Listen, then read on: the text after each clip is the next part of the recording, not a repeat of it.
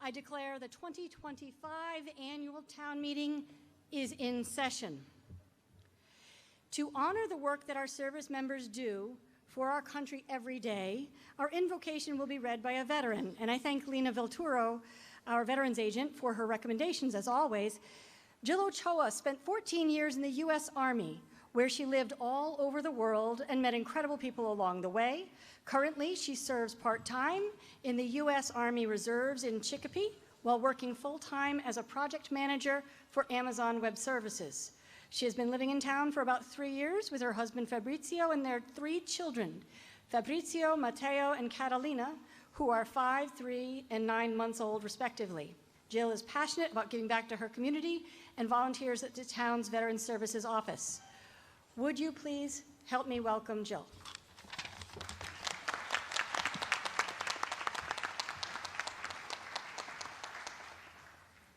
Thank you. We have come together in civil assembly as a community and a tradition that is older than our Commonwealth itself. We come together to make decisions about our community. As we deliberate, let us advocate for our positions, but not at the expense of others. Let us remember that there is an immense gap between saying I am right and saying I believe I am right, and that our neighbors with whom we disagree are good people with hopes and dreams as true and as high as ours. And let us always remember that in the end, caring for each other in this community is of far greater importance than any difference we may have. Thank you. Sure.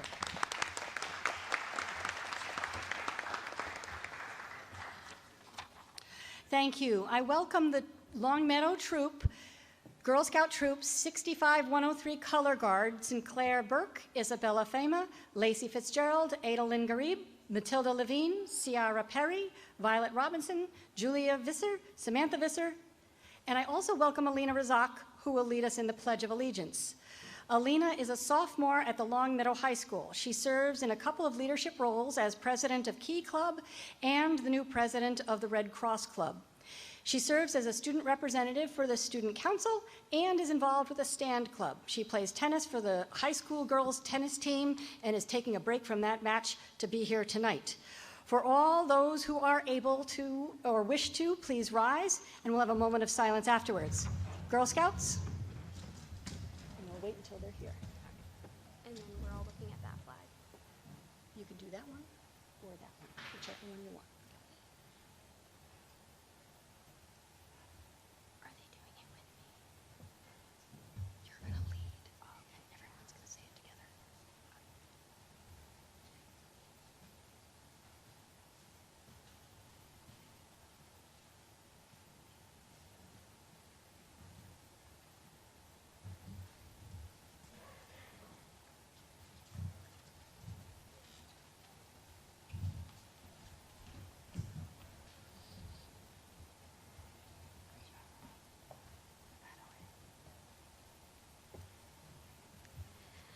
I pledge allegiance to the flag of the United States of America and to the republic for which it stands, one nation, under God, indivisible, with liberty and justice for all. Kindly remain standing and offer a moment of silence to remember and honor those service members who have sacrificed for our country.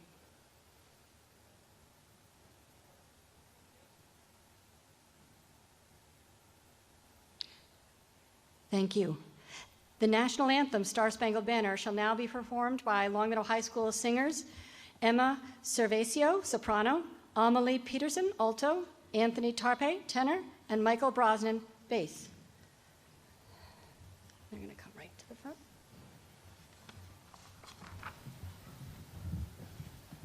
Thank you.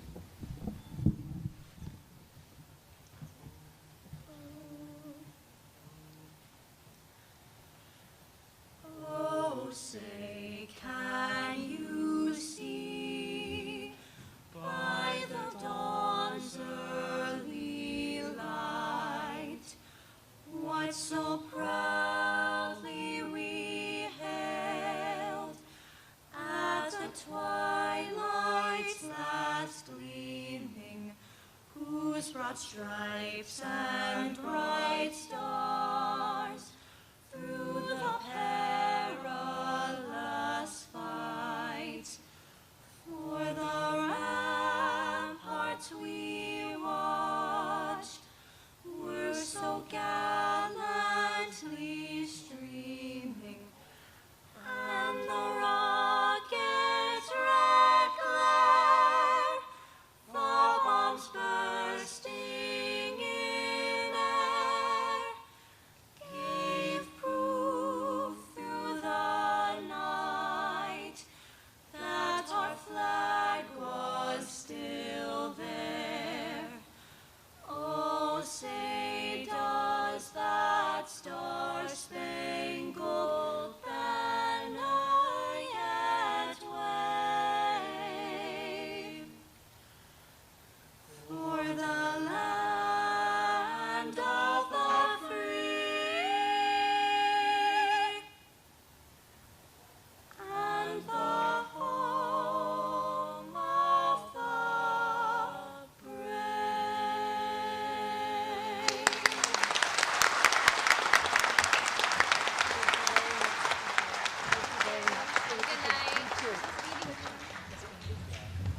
Wonderful job. Thank you.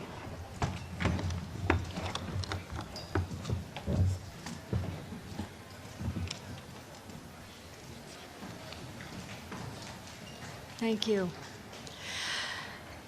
I welcome you to town meeting, our town's legislative body. To any first-time voters and to our visitors, I offer a very special welcome. Town meeting is our local legislature, and for those who are newer to it, it's one of the functions of the annual meeting is its role in bringing community members together. This is done in part at the start through celebration via the performances you just heard, and also through awards and recognitions, which we will get to in a moment. I shall share some housekeeping matters and rules of process and offer a statement in honor of our American Revolution. And we also remember people in town through, we honor people in town, thank you, no, I've got that part, through the best that they have offered our towns, through the actions they have served in the community. Could you advance the slide, please? Are we doing awards next? Awards? Or in memoriam? What's next? Okay. No, in memoriam first. I'm just wanting to make sure that that's advanced, please. Could you please advance the slide? Thank you. We would like to remember Anne Quimby Southworth, the first woman elected selectman, now called Select Board, in 1978. Kenneth Lee Hauer, town assessor. Robert Michael Chernivitsky, firefighter. Peter W. Guernsey, firefighter badge number 1. Louis Lou F. Morse, 27 years in the fire department, also captain. In the police department, James Jerry Ross, a 26-year officer. Next page. In the school department, Laura Broad, a 30-year first grade teacher. Barbara Conlon, Longmeadow Junior High, now Williams teacher. Cindy Watson O'Malley, LHS librarian and pupil services. Dr. Donald H. Murphy, principal of LHS. Anne Louise Rempel, special education teacher at the elementary, middle, and high school. Marcia C. Rintoul, third grade teacher at Blueberry Hill. Jean May Bootwell Sanasi, LHS Student Exchange Program Leader. Angelo Tex S. Teixeira, Principal of LHS. Jean Elizabeth Griswold Walker, Teacher's Aide at Wolf Swamp and Blueberry Hills School, Secretary. Next page. Volunteers, Mary Lord Brown, Council on Aging. Mary Gail Bigos Kokinius, elected state committeewoman and elector in the 2016 presidential election. William Fagan, who chaired and fundraised for the Neil C. Fagan Ambulance Fund. Linda Dills Glenn, Chair of the Fair Housing Committee, Community Preservation Committee, and Meals on Wheels. And at Storrs Library, Elizabeth Hayes, volunteer and founder of the Newcomers Club, Philip H. Loro, benefactor for the Philip Michael Loro II Discovery Room, named in memory of his son, Anne Gingrich Mann, and Marcus White. Thank you for remembering them.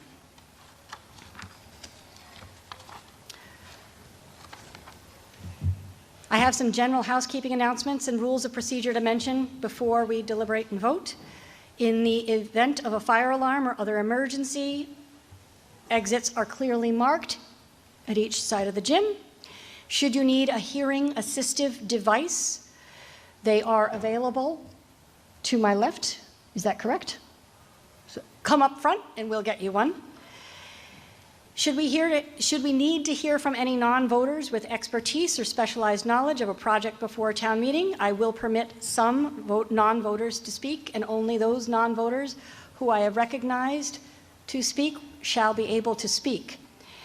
Town department heads, directors, and the superintendent of schools may speak on matters related to their departments. There are 2 non-voters who have received prior permission to speak, Lila Doherty and Mila Schillock. The other way our community comes together is through shared decision-making, accomplished through listening to each other, consideration of advantages and trade-offs, recognition that even if our position fails to win a vote, we have been heard. If our position wins a vote, we recognize it's not necessarily a victory, but a decision. And we also agree to a set of rules to guide our work. Rules are from the Mass General Laws, our town charter, our bylaws, and, I'm excited to present, the latest edition of Town Meeting Time. You may not be excited about this, but I am. And yes, I've read it. The back of the warrant has the additional rules that I will follow. In brief, however, to speak, wait for recognition from the moderator, then state your name and address. All remarks are addressed to the moderator. Some motions differ slightly from the articles that are printed in the warrant. We vote on motions, not on articles. Should you have any questions for how to accomplish something, just ask me. Comments from the center microphones at red, yellow, and green should be about 2 minutes, and all remarks should be concise, on topic, and civil. We are a legislature, not a public forum. And there is no cross-examination. Excuse me. If you have multiple questions, ask them all at once. I will direct questions to the person who can answer it. We have a bylaw on the number of times someone may speak. So if you're pushing up to that limit, I will inform you of it. We're using electronic voting. You all have your lanyards on you. If you leave to go to the bathroom, take it with you. Come back to the gym. If you are leaving for the night, put it back in the baggie and dispose of it in the red bins that the staffers have at the door. We are going to do a test vote. We are not auditing a vote, but we will do a test vote. And this is a question submitted by a Boy Scout who attended Town Meeting 101 session in April. Are we ready to do the test vote, or you want to do that later? Okay. We're going to do the awards first, yep. So we're going to do a test vote. We'll get back to that. And if you have any problem with the device, see one of the volunteers or us in the front or the clerk's staff in the back. But we now will turn to the award ceremony. And I recognize Select Board Chair Vineeth Himavati to present the Citizen of the Year Award. Thank you. The Longmeadow Citizen of the Year Award is given to recognize a Longmeadow citizen who, through their personal involvement, leadership abilities, and selfless giving of their time and talent, has positively affected Longmeadow and the lives of its citizens. The Citizen of the Year Award is presented to a citizen who exemplifies distinguished volunteer service to the town of Longmeadow and the community, either through lifetime service or through a specific act or acts in the previous 12 months. It is my honor to present the Longmeadow 2025 Citizen of the Year Award to Saul Feinstone. Now,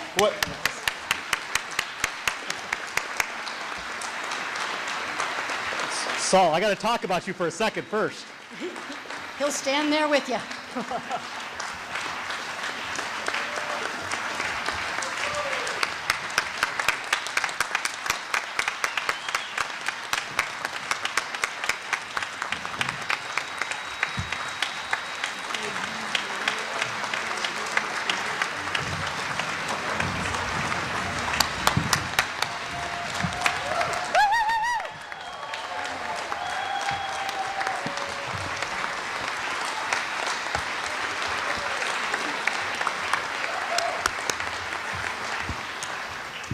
So Saul Feinstone is 98 years old.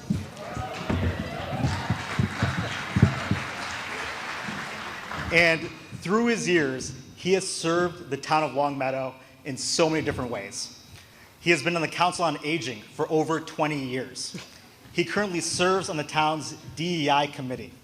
He was the Hampden County chapter president of Massachusetts Citizens Against the Death Penalty.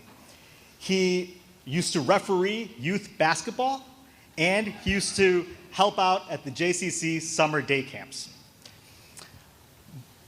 Saul is a retired middle school social studies teacher and a World War II Navy veteran.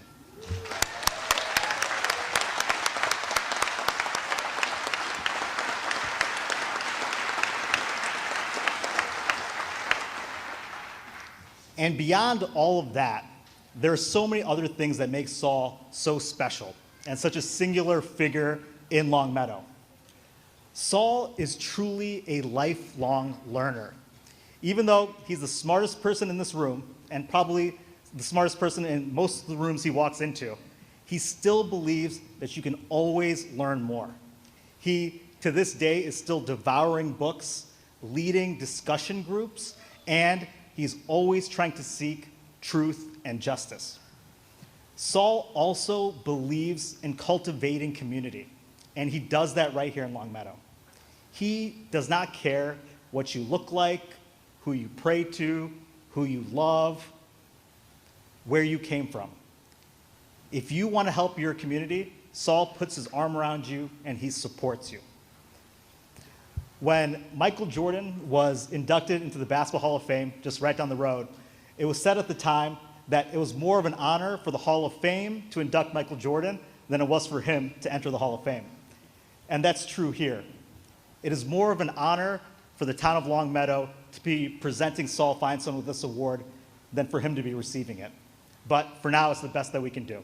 So it's my honor to present Saul Feinstone with the 2025 Longmeadow Citizen of the Year Award.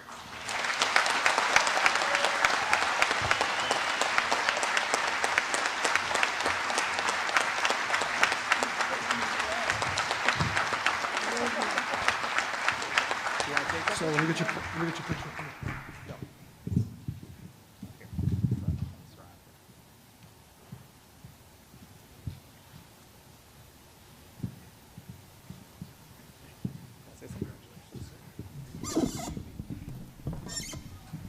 I can't believe that he was describing me. I did all that in my 98 years. Wow. There are some people that I have to thank, of course, the people who nominated me for this award, those who selected me, and Hugh Naga for making sure I got here. It really is a great honor. I'm overwhelmed with joy for having received this award, having come to the Longmeadow in 1963, and not taking too long to learn to love the community of Longmeadow, and now Longmeadow is honoring me for doing a few good things. And I thank you all, and I thank you for the wonderful reception that I received.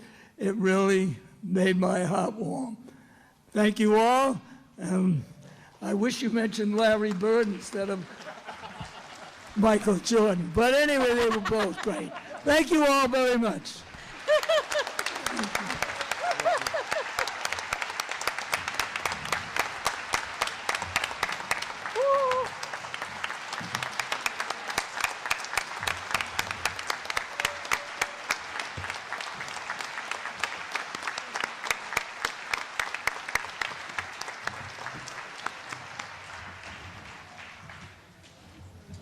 That's great.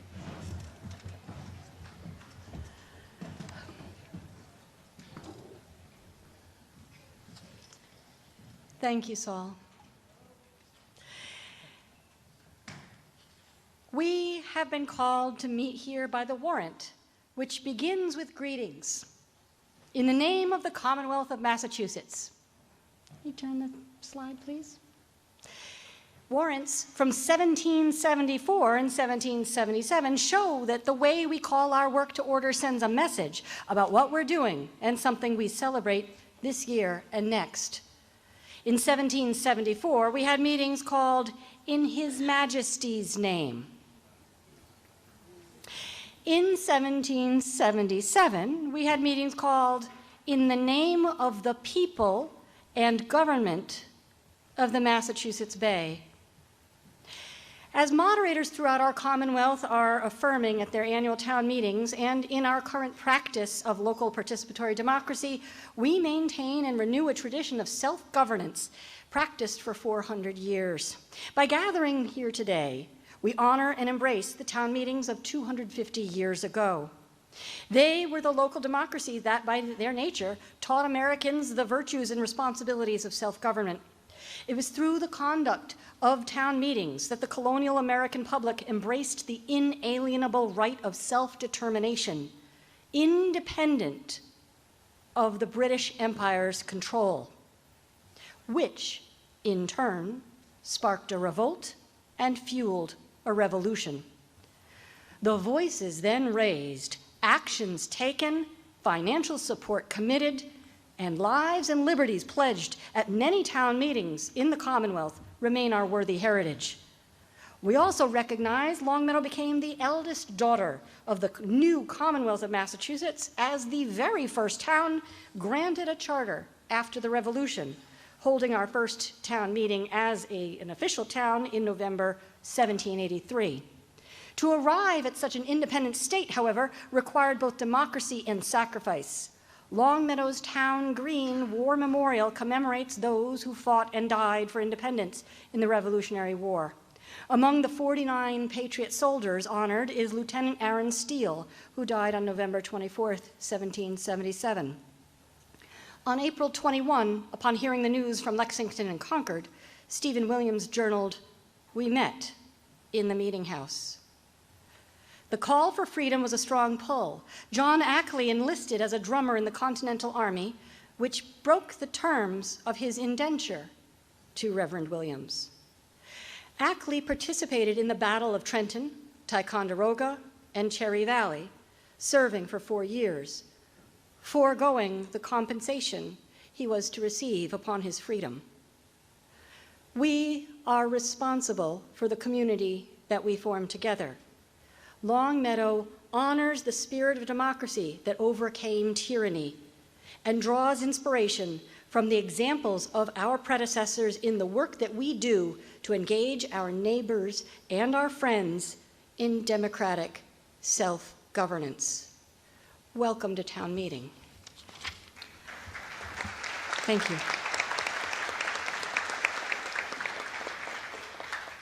We now turn to the business. I welcome Vineeth Himavati for Article Number 1.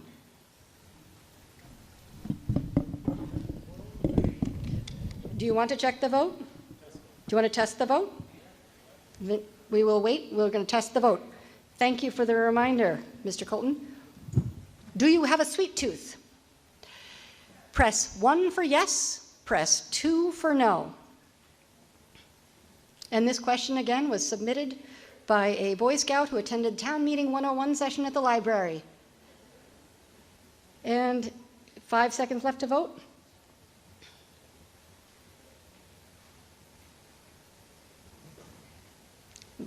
The vote is now closed. With 279 sweet tooths and 67 salty folks, 8 who want abs, we have 352 votes. The sweet tooths pass. If you had any difficulty with your device, please make sure to see one of the volunteers. And I now turn to Mr. Himavati. Can you all hear me? I'm sorry, if you have a question, you can come to the microphone. If there's a point of order, I can address that.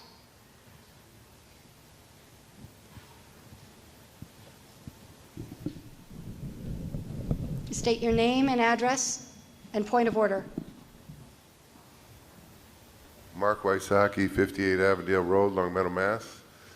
So how do we know these devices are working? You just said you want to know if we have a difficulty. Yes. So how do we know the vote got through? So if you had pressed the button Yes, I did. and there was something that appeared on the screen, I don't see nothing appearing on the screen. let's vote one more time. Yeah.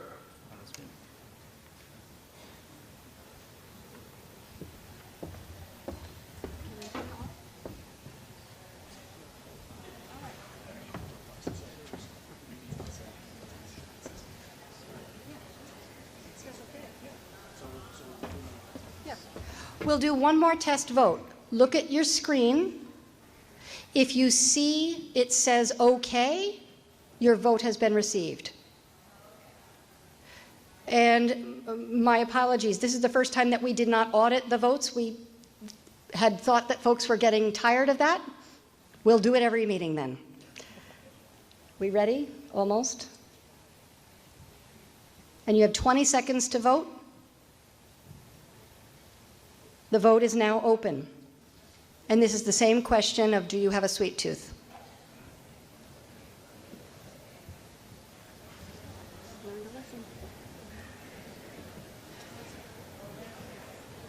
So you press 1 for yes, you press 2 for no.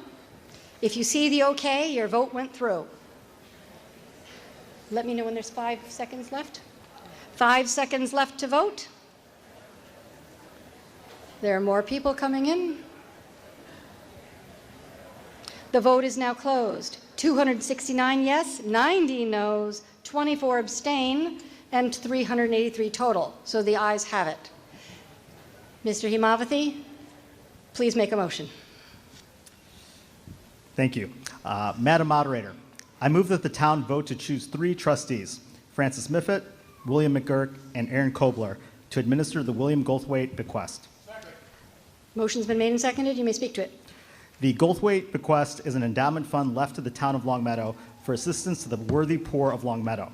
The Board of Trustees administers this fund and makes expenditures from the accruing interest for applicants experiencing financial hardship. The trustees are chosen annually by town meeting. Any further discussion? Seeing none, we will come directly to a vote. The vote is now open. Press 1 for yes, press 2 for no.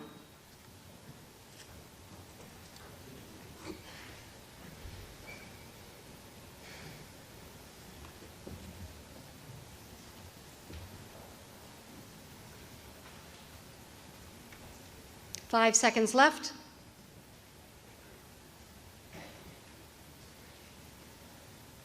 The vote is now closed.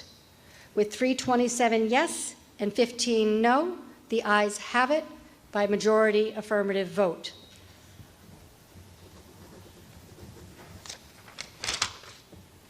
Thank you. Article 2. Madam Moderator, I move that the town will transfer the sum of $28,935 from available funds in the Treasury for the purpose of paying prior year's bills. Motion's been made and seconded. You may speak to it. It was discovered after the town closed its FY 2024 financial records that certain commitments related to curbside leaf collection remained outstanding. This appropriation will allow the town to make good on those commitments. This motion is recommended by the Finance Committee, or this article is, and it requires a 4/5 majority vote. Any further discussion? Seeing none, we will come directly to a vote. The vote is now open. Press 1 for yes, press 2 for no.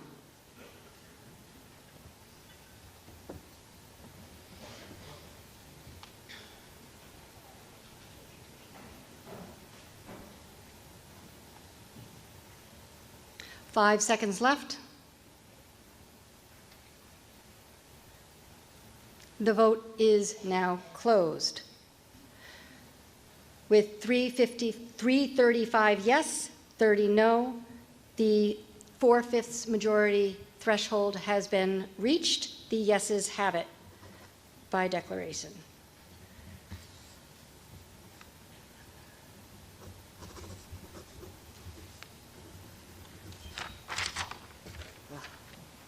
You got that? Mr. Himavati. Madam Moderator, I move that the town vote to approve Articles 3, 4, 5, and 6 as part of a consent agenda. The motion has been made and seconded, and I want to alert folks who are new to consent agendas what this is. The motion is to consider voting on all of those articles mentioned, 3, 4, 5, and 6, together. If anyone wishes to hold out one of those articles for separate consideration and vote, yell out, "Hold," when I call the number. Otherwise, we'll just speed things up and get things voted together.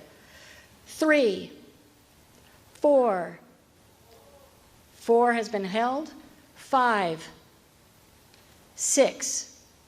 So we will now come to a vote on Articles 3, 5, and 6. These are all recommended by the Finance Committee, and they require a majority vote.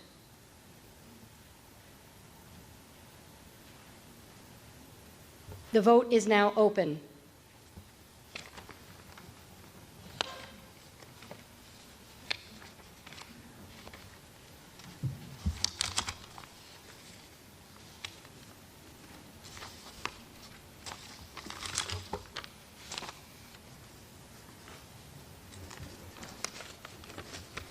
Five seconds left.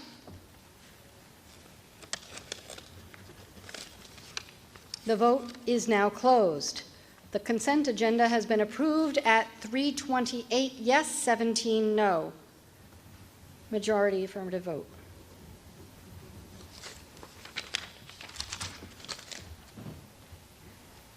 Article 4, Mr. Himavati. Madam Moderator, I move that the town vote to transfer from available funds in the Treasury the sum of $150,000 for the purpose of making repairs to the Longmeadow High School pool. Motion's been made and seconded. You may speak to it. The Longmeadow High School pool has been inoperable since August 2024 when issues were identified during a routine inspection. The funds will be used for electrical bonding of the pool deck and associated equipment. This work is the minimum required to get the pool operational. There is an additional $125,000 in repairs needed to update the sand filter, associated piping, and variable frequency drive. Funding options for the additional repairs will be considered and may be the subject of a future town meeting article. Thank you. This has been recommended by the Finance Committee. Are there any further comments?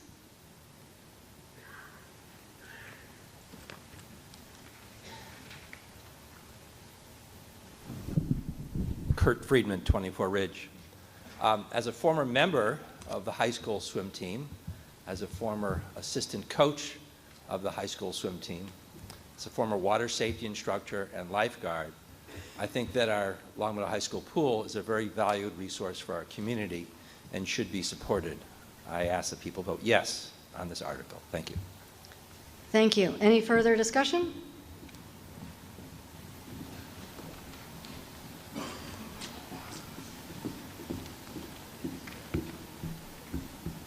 Name and address, please. Mila Schulich, 117 Oakwood Drive.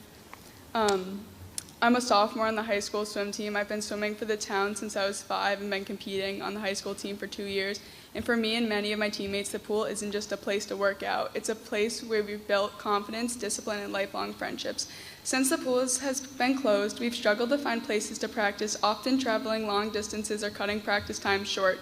This has impacted not just only our training, but our ability to compete fairly with other schools, as if we didn't have blocks or diving boards to practice on this year, which impacted our ability to swim and dive our best. Our high school has always encouraged students to pursue excellence in academics, arts, and athletics. For swimmers like me, having a functional pool is critical to reaching our goals. Without it, our team is at a disadvantage, and younger students who dream of joining someday may never get the chance. It is not just about competition either. It's about wellness and learning to swim safely and having access to opportunities that may many communities take for granted. Water safety is an important skill that everyone in the town should make a priority. In 2023, our team gave swim lessons to over 60 kids in the community. Without a pool next year, we will not be able to teach kids how to swim. Restoring the high school pool would not only benefit the swim team, but also allow gym classes, community swim programs, and lifeguard training to resume. It's an investment in our school, our students, and our town's future. I hope you will all consider supporting the budget that will make this possible. Thank you for listening and supporting the next generation of student athletes. Yes, next student, please. My name is Lila Doherty, 47 Willowbrook Road. I'm a junior at Longmeadow High School, and I've swam for LHS for all 3 years that I've been here, and have been a part of our team's success from winning Western Mass to placing second at states. Our sports success is undeniable. Our team has sent a plethora of swimmers into the collegiate field from Connecticut College, Babson, Trinity, Ithaca College, and as of a week ago, the University of New Hampshire. It is obvious our team breeds success. Some of these people were unsure about competing in college, but it was high school swimming that brought their love back to the sport. I should first mention that I came to Longmeadow for swimming. Of course, an incredible bonus was the exceptional academics, but it was the high school swimming that made my family move here. My older brother, who swam at William & Mary and competed at the Olympic trials, attributes a lot of his swimming success to this time spent in his high school pool. My family didn't see it fair that I wouldn't be able to experience that same thing that my brother had so much fun with. I can proudly say that I am where I am today because of the time I've spent on the high school team. I truly don't think I would be committed to the University of New Hampshire without all of the time I've spent doing high school swimming. Before we were aware that there would not be a pool this year, I had a lot of people come up to me expressing their interest in joining the swim team, but a lot of them were then discouraged or turned away by the fact that we would have off-campus practices. Trying to convince people to swim with the 9 o'clock diving practice and a 20-minute bus ride to and from practice was nearly impossible for someone who was already nervous to join. Not having a home pool was a strong deterrent to LHS students that may never know what they missed out on without the proper funds to fix our pool. I truly think that stripped people's chance of excelling in the pool, and it is not fair to all of the students to get rid of their chances of finding a new home in the pool. I've witnessed people on our team fall in love with the sport and then seriously consider pursuing it in college at either an NCAA or club level. So I implore you to vote for the renovations of our pool to give everyone a chance to find their love for high school sports. Thank you. Thank you. Are we ready to come to a vote or further discussion? Go ahead. Hi, my name is Jennifer Scholik, and I'm 117 Oakwood Drive. I'm the coach of the Longmeadow Aquatic Club, and I'm here tonight to ask the residents of Longmeadow for your support in voting for the budget that includes funding to repair and upgrade our town pool, our high school pool. This facility is not only the home of our youth swim team, but also the very successful high school swim and dive team, as these two exemplify, and is a place where we teach young members of the town how to swim. We have swimmers as young as 5 and as old as 18 in our program. The team is inclusive and offers kids of all abilities a place to make friends, compete, and build confidence. In a normal year, we have 150 swimmers and about 80 families.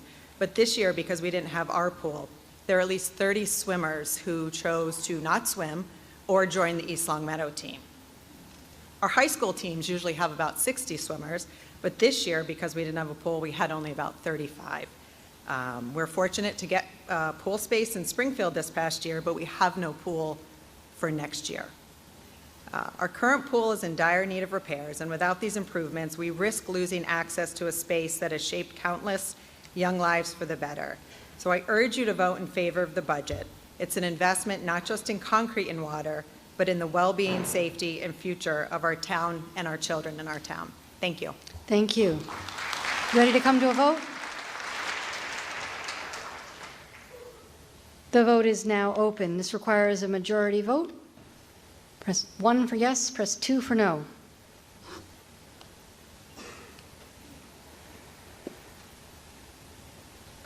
I'm sorry, we're still voting, so please wait.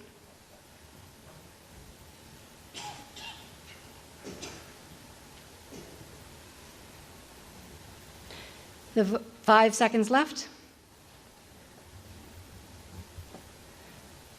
And the vote is now closed. With 367 yes, 24 no, the motion passes. Majority affirmative vote.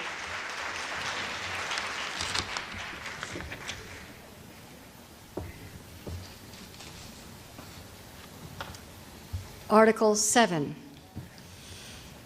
Madam Moderator, I move that the town vote to transfer from available funds in the Treasury the sum of $43,000 to the Operating Stabilization Fund. Said transfer intending to replace funds appropriated from the Stabilization Fund in November 2024. Motion's been made and seconded. You may speak to it.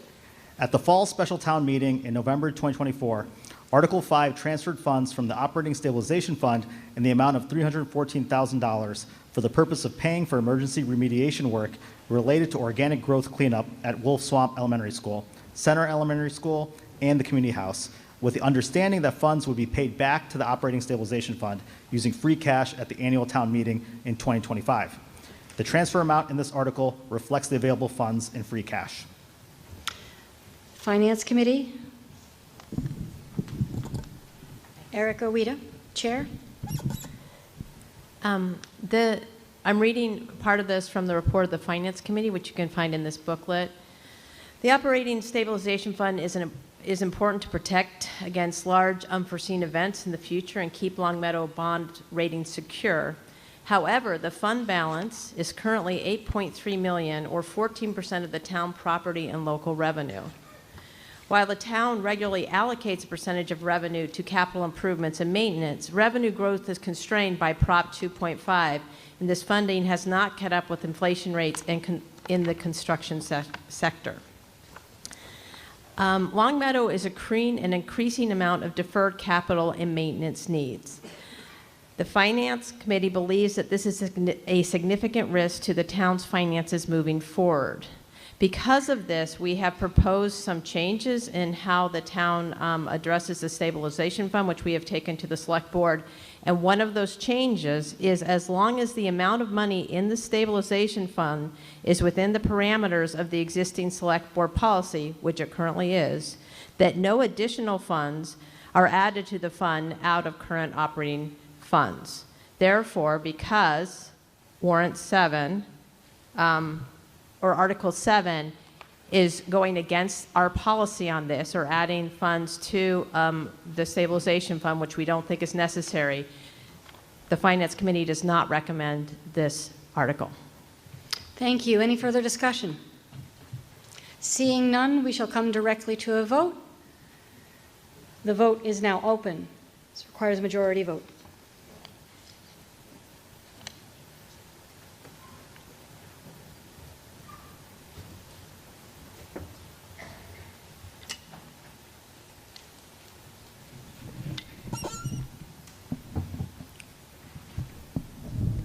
Five seconds left.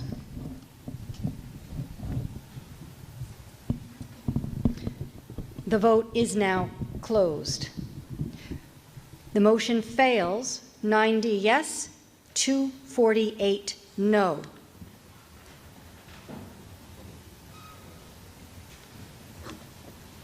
Majority negative vote.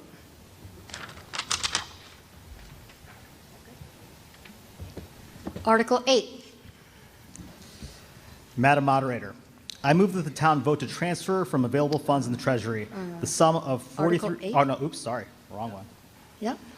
I move that the town vote to fix the fiscal year 2026 salary and compensation of the moderator at $1,000 and the select persons at $2,000 each, to provide for a reserve fund, and to approve the fiscal year 2026 operating budget totaling $87,723,944 and itemized as follows. General Government, $2,210,211. Public Safety, $6,847,595. Planning and Community Development, $401,422. Schools, $41,394,307. Department of Public Works, General Fund, $6,429,192. Community and Cultural Services, $2,057,323. Debt service and town school employee retire benefits, $19,934,674. For the subtotal general fund, $79,274,724. Also, the water enterprise, $4,244,392. The sewer enterprise, $2,509,187. The stormwater enterprise, $1,357,642, for a total of $87,385,945. And to fund the general fund, $79,274,724 be raised and appropriated as follows. $79,274,724 from general taxation, and to fund the water enterprise fund, $4,244,392 be raised and appropriated as follows. $4,244,392 from water receipts, and to fund the sewer enterprise fund, $2,509,187 be raised and appropriated as follows. $2,509,187 from sewer receipts, and to fund the stormwater enterprise, $1,357,642 be raised and appropriated as follows.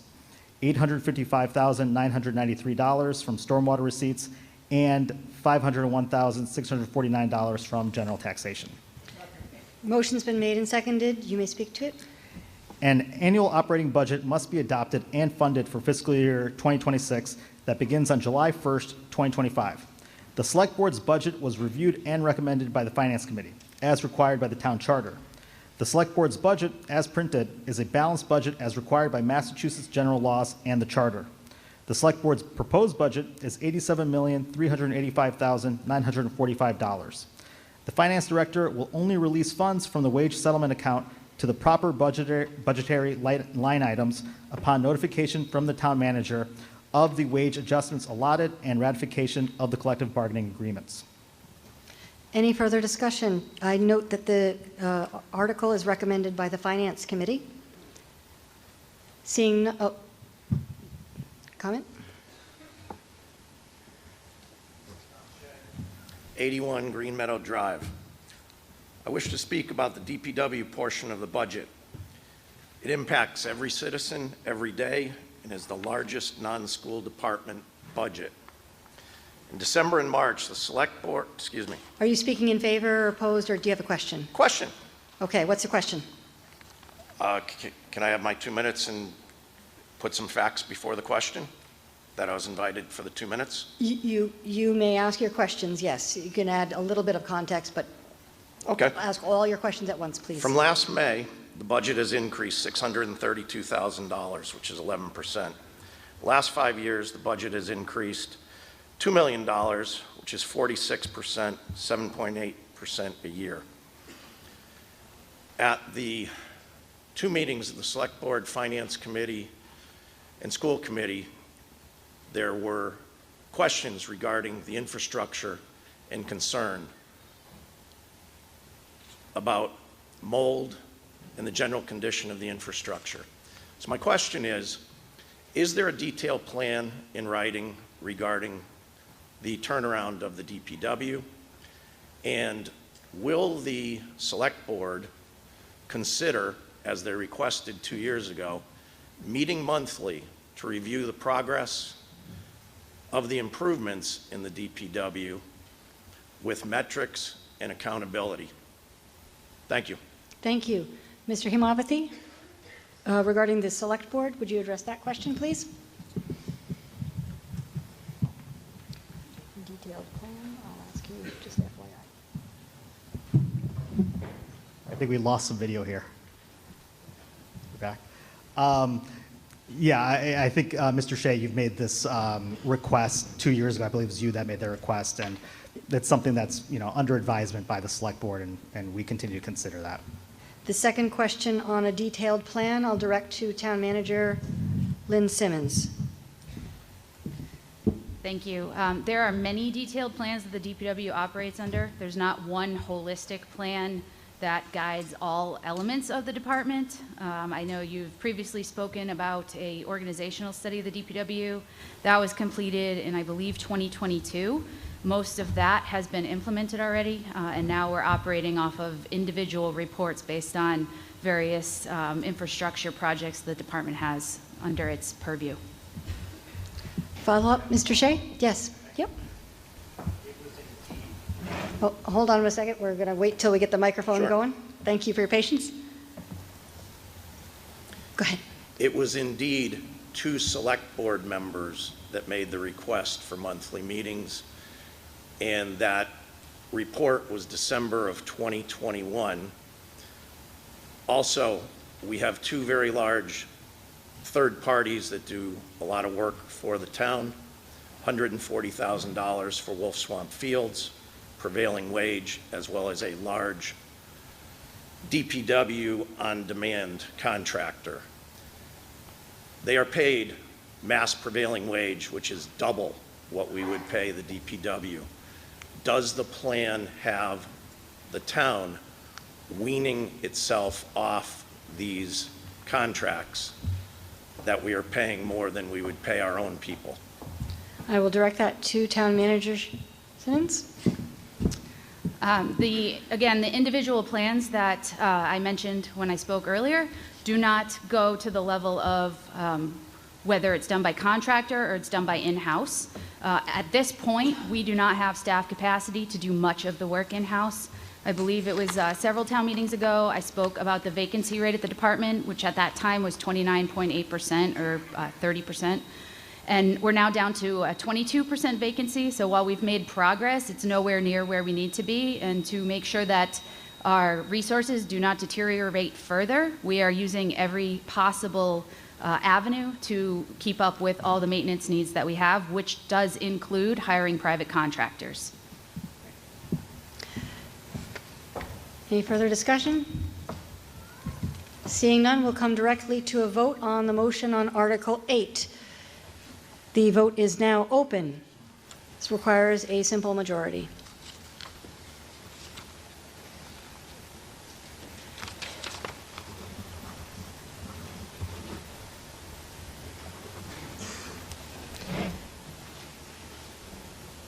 Five seconds left.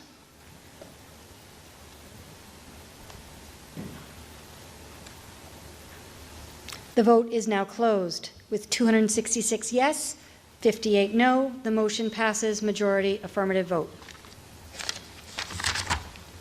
2 pages. Second page is where the vote.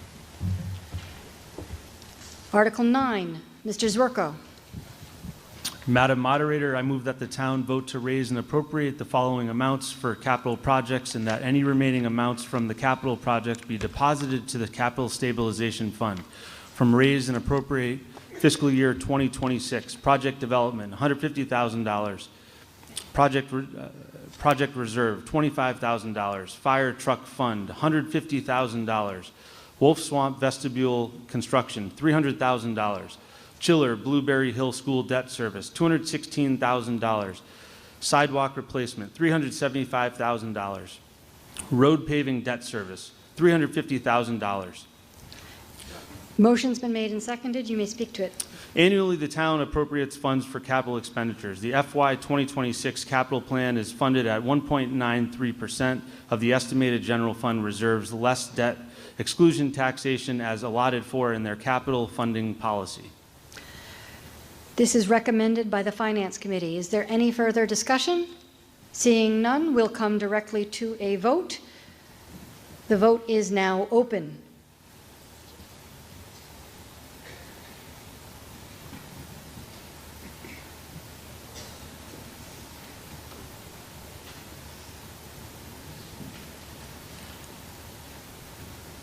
Five seconds left to vote.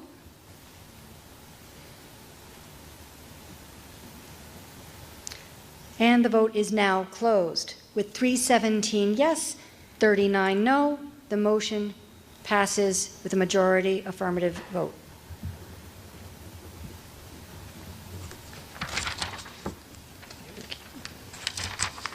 Article 10, Mr. Zwerko. Madam Moderator, I move that the town vote to appropriate the sum of $900,000 to pay costs of replacing the chiller at Blueberry Hill Elementary School, including the payment of all costs incidental and related thereto, and that to meet this appropriation, the treasurer, with the approval of the Select Board, is authorized to borrow said amount under the pursuant to General Law, Chapter 44, Section 7(1), or pursuant to any other enabling authority, and to issue bonds or notes of the town, therefore, for any such borrowing. Motion's been made and seconded. You may speak to it. The chiller at Blueberry Hill Elementary School is at the end of life. The system is currently operating on a discontinued refrigerant and needs to be replaced. The chiller is on the FY 2026 capital improvement plan and recommended for replacement. The debt service payment on this bond authorization will be made from the town's annual capitalization improvement plan allocation. Funding the purchase this way allowed the town to reduce the overall budget for the capital improvement plan while still completing all the recommended projects and enabling the town's operating budget to balance. Thank you. This is recommended by the Finance Committee and requires a 2/3 vote. Are there any further comments? Yes. State your name and address, please. Christopher Trotta, 37 Homecrest Street. What is to happen of this chiller once Blueberry... You know what? Never mind. Blueberry. I'm thinking... I'm never minding. Ready to come to a vote? All right. The vote is now open.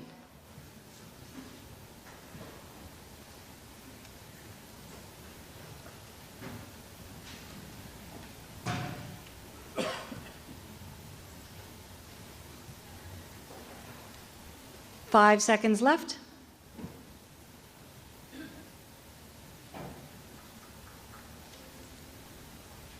And the vote is now closed. With 287 yes, 48 no, the motion passes by a 2/3 vote.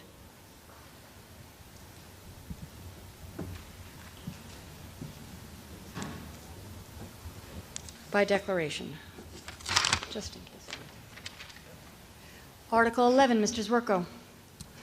Madam Moderator, I move that the town vote to transfer from the Operating Stabilization Fund the sum of $404,679.18 to the Capital Stabilization Fund. Motion's been made and seconded. You may speak to it. In March 2025, the Select Board amended its Operating Stabilization Fund policy to allow for the use of the interest from the fund to be used toward capital projects or extraordinary non-reoccurring costs. This article would transfer the interest earned by the fund in fiscal year 2024, leaving principal untouched, to the Capital Stabilization Fund. Any future use of the Capital Stabilization Funds would come to the town meeting for appropriation. This is recommended by the Finance Committee and requires a 2/3 vote. Any further discussion? Seeing none, we'll come directly to a vote. The vote is now open.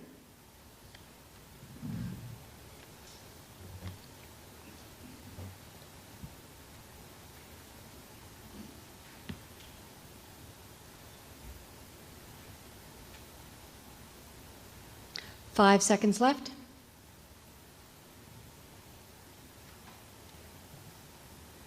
The vote is now closed.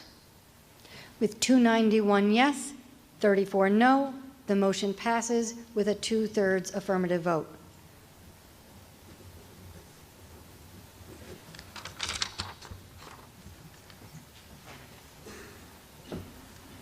For Article 12, I recognize Jesse Cummings. And I will ask for a PowerPoint slide to be presented. The presentation, Article 12. Here we go, boys.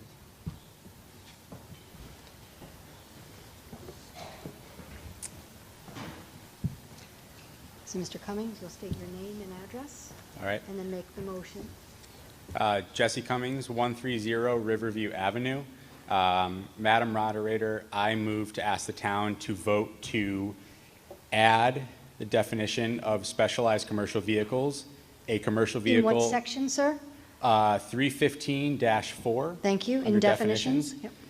To add specialized commercial vehicles, which is a commercial vehicle which is over 12,000 GVWR or has a single dual wheel. I'm sorry, a single what? A single axle dual wheel, a dual rear wheel axle, or a specialized service body such as a flatbeds, service bodies, or dump vehicles. Dump body vehicles? Dump body vehicles. 315-17A1C, the parking of no more than one registered commercial vehicles in active use related to a business owned by or employing a resident of the premises as limited by Article 5, or 4, I'm Article sorry? 4, 4? Roman numerals. It's okay. Such commercial vehicles. Section?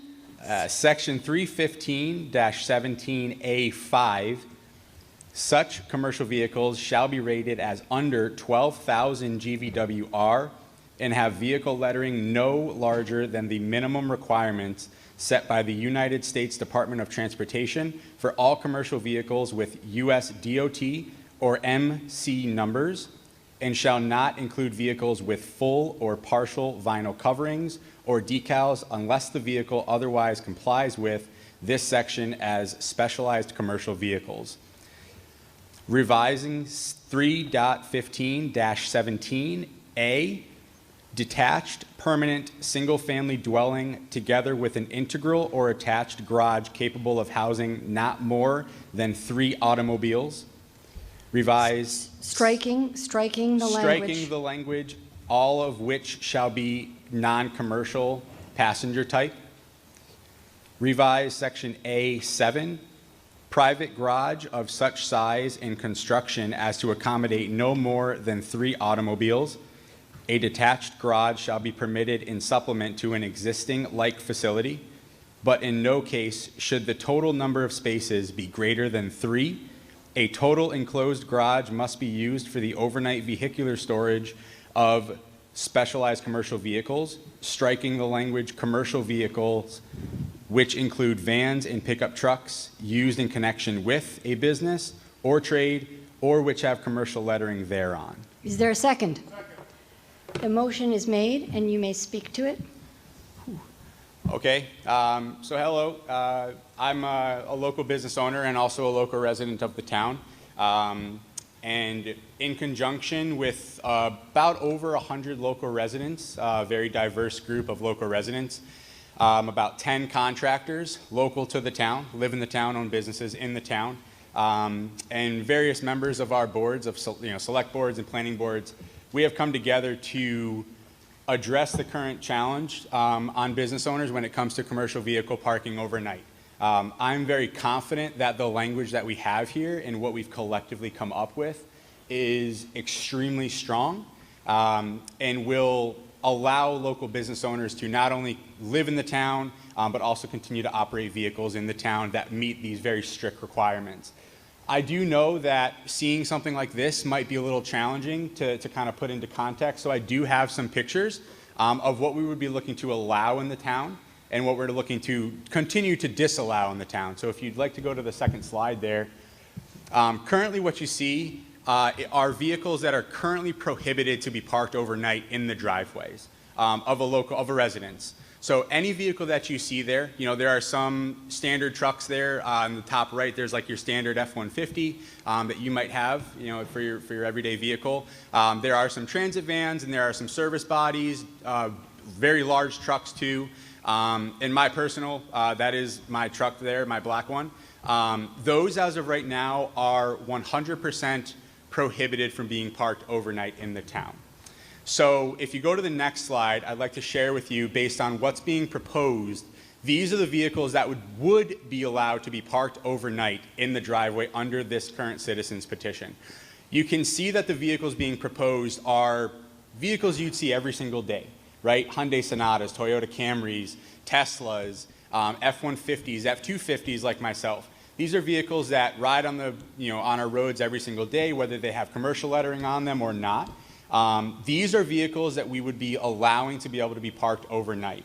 As you can see, there are no wraps. There are no excessive advertisements on these vehicles. These are just everyday vehicles that we would like to continue to, will now allow to be parked overnight. And if you go to the second slide here, the fourth slide, you'd see that this is what we would like to continue to disallow to be parked overnight. Okay, so on the top, and some of these vehicles, you see a dual rear wheel truck, right? Those are very large vehicles. Those are things that we want to continue to allow to not be parked overnight. You'll also see these big Eversource trucks, right? The things that are you're driving over, during the days, a lot of beeps, a lot of noises, right? Those are continuing to be disallowed in the town based on this current citizens petition. The other ones are a couple vehicle wraps. A big popular one around our local area are the vehicles by Window World. Those are all wraps. They're very large advertisements. I do understand that they have a very large, ostentatious look to them. That is something we are looking to continue to disallow in the town, along with any sort of service body, any sort of dump truck, flatbed, any type of vehicle like that we believe is ostentatious and really going to cause an eyesore to the town and could cause some potential challenges, right? So then the last slide that I have here is sort of kind of wrapping things up, right? I think that it's very necessary to kind of take some of the language, because me personally, I've never done a citizens petition. So for me, it's very easy to kind of have something that says allow and disallow. It kind of simplifies things for me. So, what I'd like to just kind of go over is what we are looking to allow is the overnight parking of no more than one registered commercial vehicles. Oh, it's right here. Commercial vehicles in active use related to a business owned by or employing a resident of the premises. These vehicles must be rated under 12,000 GVWR. They are single rear wheel and single rear axle, and that if they are lettered to be no more than the minimum requirements from the U.S. Department of Transportation for vehicles with U.S. DOT numbers or MC numbers, and 0 vehicle wraps. I just want to kind of highlight the point of the DOT lettering. So many of us that own commercial vehicles in town, we are required by the federal government to have Department of Transportation lettering on our truck, a U.S. Department of Transportation number, because we do either interstate commerce, so I go to Connecticut every once in a while for certain customers, and if you're carrying maybe a hazard material or something, which usually a lot of us aren't, right? But those people with numbers, like myself and a lot of other contractors involved in this, we have to have those numbers. And if we don't, the fines are thousands of dollars if we're caught doing what we're supposed to be doing every day without a number and the necessary language written on our cars. And what that necessary language is our name, the business name, the logo, the U.S. Department of Transit number, and your phone number. So that's basically the extent of the amount of literature that'll be on these vehicles and what we're allowing on the town. Extremely minimal, right? So to continue to disallow are the vehicles that are big, right? They're ostentatious, they can be a problem, right? So continuing to disallow specialized commercial vehicles, dump bodies, service bodies, flatbeds, dual rear wheels, dual rear axle vehicles, and commercial vehicles rated over 12,000 pounds. Me being a contractor myself, there was some feedback around this weight. We can alter vehicles to have vehicles meet our needs that are under 12,000 pounds. So this is a very realistic change that we have to adjust to make it all work for everybody else that's in this room, okay, that might not own a business or need that type of vehicle. Commercial vehicles with full or partial wraps continue to be disallowed. Any vehicle with lettering greater than the minimum Department of Transportation requirements. So sort of in summary, I want to thank, if you kind of never really met me, I want to thank you guys for all attending. I haven't been to too many of these, so this is a tremendous display of what we can do in the town. And I want to reiterate that this was not developed by contractors. This was developed by 10 of us in conjunction with over 100 residents. This did not come from contractors just deciding what we wanted in the town. These came from direct feedback from everybody that lives here. And we collectively came up with this solution that not only works for us, which we might have to make some changes on to adhere to this, but it works for, more importantly, everybody that's in this town. And I believe we nailed this one, and I really ask for your vote and a yes vote. Thank you. I will ask for the Planning Board for their statement, their recommendation. The Planning Board did vote not to recommend Article number 12, but that was based on the language of the original petition and not the language that Mr. Cummings just presented to you this evening. Thank you. Further discussion at the red microphone, please. Kurt Friedman, 24 Ridge Road. I'm opposed to Article 12. Trucks are a significant source of fine particulate pollution and penetrate deep into the lungs, causing asthma, respiratory disease, and heart disease. Diesel trucks commonly produce 470 horsepower with mileage of only 14 to 20 miles per gallon. Could you speak into the microphone, please? Thank you. 15% of diesel truck owners are bypassing or deleting their exhaust treatment systems to improve mileage, reliability, and save money, resulting in more pollution and noise. Diesel trucks need more than 15-minute idle time in cold winter weather. The 5-minute anti-idling laws are not workable or enforceable. Diesel trucks have very audible engines and backup signal sounds. Presently, there are no limitations on time of day that a diesel truck can be used. Midnight, 1 a.m., 3 a.m., 5 a.m. present regulations place no limits on when diesel trucks can be used. In Longmeadow, many of us live in close proximity to our neighbors. Based on data from the Longmeadow Assessor's Office, out of some 6,000 homes, 32% of Longmeadow homes are 1/4 acre or less, with more than 10% being 1/10 of an acre or less. Trucks, and especially diesel trucks, are not compatible with many of our tight footprint residential properties. Section 179 tax deduction works for business vehicles. 2025 tax laws are giving up to $31,000 write-offs for trucks with a gross vehicle weight of greater than 6,000 pounds.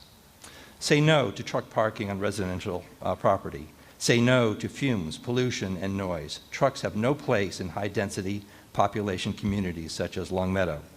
Diesel trucks can have extensive idling, especially during cold weather, and conflict with community sustainability programs. Saying no to commercial vehicles will provide improved enjoyment of your home and protection of the health of your family. Thank you. Thank you. Please. On the green microphone, please. Josh Levine, 78 Farmington Avenue. I'll give you 2 reasons why I'm in favor of this citizens petition and why I think we should vote for it.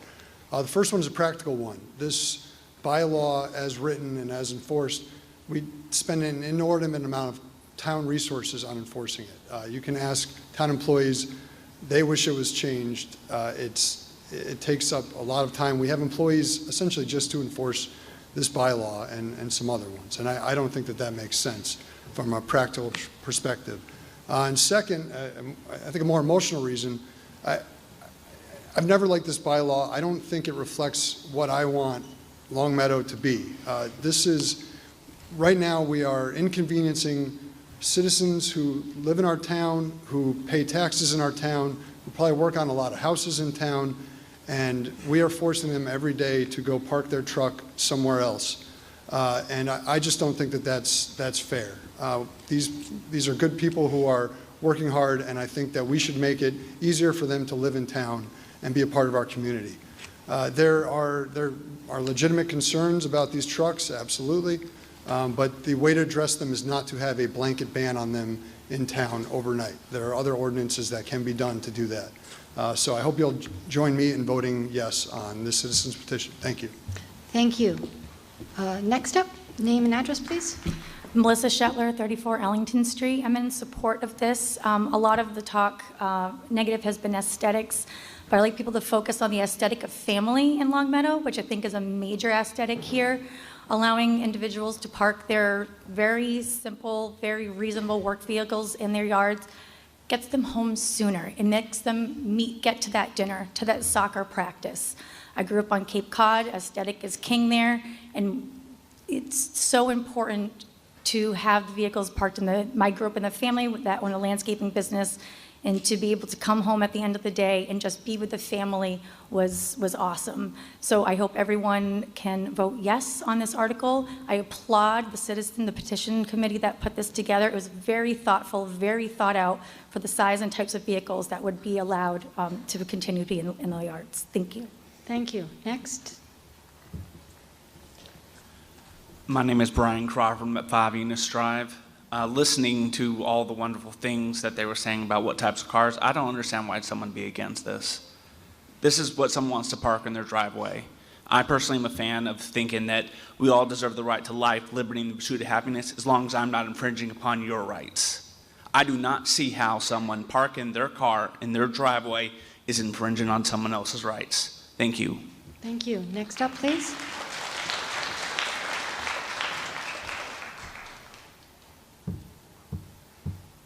Madam? Name and Oh, address, yes. please. Tom Lacusa, 1651 Long Meadow Street. I just finished a project on my home, and two of my neighbors are contractors, and they were so valuable. I can't even thank them enough for how they helped shape that project up. And so I think these are the folks that we want living in our communities. When you have a plumbing leak, you really don't want someone having to drive across the bridge from Agawam or some other community. It's nice to have them local. And so this would be a change that would begin to have us accept local contractors. It also can shape local businesses to say that this is the kind of truck that would be accepted in Longmeadow versus what wouldn't. And they may even change the way they put markings on their trucks to meet our expectations. And so I'm in support of this. Thank you. Further discussion? Yes, sir. Name and address, please. Chris Barquette, 60 Wimbledon Drive. I just want to say I think Jesse did a great job putting this petition together. I've been a resident of this town for 38 years. I grew up through the school system. I'm a contractor. I own a small electrical contracting business in town. And it makes everything really difficult for everybody if they can't park their own vehicles in their driveways. I mean, this is what they use to make a living, and I hope everyone votes yes. Thank you. Any further discussion? And if we appreciate it, thanks. Go ahead. Name and address, please. Philip Schaefer, 186 Cooley Drive. Again, I wanted to thank Jesse for the work he's put in. I know it hasn't been easy. I myself have grown up in town. My mother did as well, graduated from LHS. A lot of you guys probably know me as the tree guy in town. I started my business in town 6 years ago, and I have been personally issues with this article. I had a Chevy Silverado. Eventually, when I started my company, I had to get logos, lettering, and starting a company, had to go buy a personal car, which, you know, starting a company can be difficult when you're trying to start off, but made it happen. Anywho, you know, I would love to see other people not have to deal with that, you know, especially if they're starting off. But all in all, I think it's the right words and verbiage to use that he altered the article to make it fit for everybody. Thank you. We ready to come to a vote? Oh, we got another speaker? Sure. Hi, Ricky Bontempo, 30 Glenwood Circle. I've lived in this town 65 years come June. I know the law has been in effect since at least 1970 when I could think. The people with the commercial vehicles, they had to know, or they should have known, what the rules are in Longmeadow. To come later and say we want to change a 5 or 6 decade old rule because we moved here with commercial trucks and now we want to change the rule. Well, really should have researched that before he came to town. You know, it's very clear. I drive up and down the streets and you don't see any commercial vehicles. Mr. Bontempo, I just want to caution you, we're not focused on the motives of the people who make any proposals or citizen petitions. Okay. We're focusing on the article, the motion itself, whether you want that or not. Okay, I do not. I'll leave it at that. Thank you. Yes. I just had a quick question. I am name and address, please. Danielle Littell, 152 Burbank. Yeah. I am in favor of this. I appreciate you bringing this to our meeting here. I just wanted to make sure that everyone in the meeting knows the time frame that we're kind of discussing. I think that's important. So could anybody, I don't know if I need to go between. Oh, you have a question. Got it. Okay. So you want to know a question about the time frame? When does this go into effect? No. The time frame of kind of what we're discussing here. When the commercial vehicle, it's an overnight parking, the time frame. Thank you. Between. Mr. Cummings, I'll allow you to address that. Yeah, no, hi. So the overnight, I believe there might be a specific definition of overnight parking in our charter. You know, so I believe it's from like 10 a.m. to 10 p.m. to like 6, 7 a.m. I think that, you know, when I kind of wrote overnight parking, I just sort of assume 24 hours, right? But I believe that there is a definition. I would have to reflect that back, you know, to the moderator. But you know, it's when the sun's down. Yeah.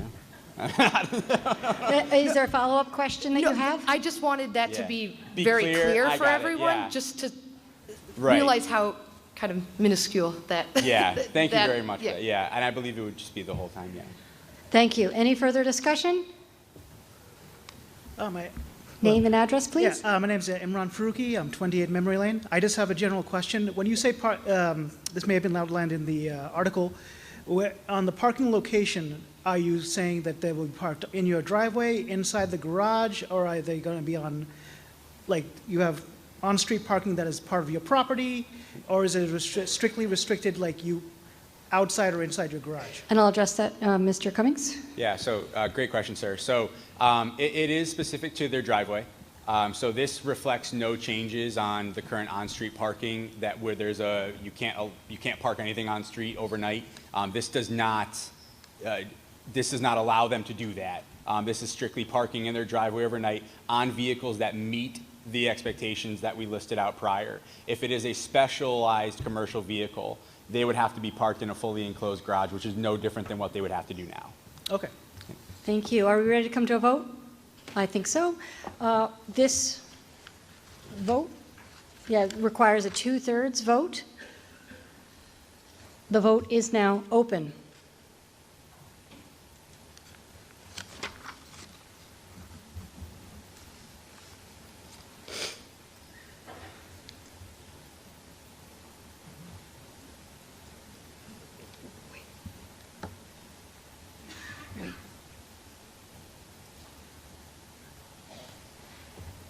The vote is now closed with 308 yes to 76 no. The motion passes with a 2/3 affirmative vote, majority affirmative vote.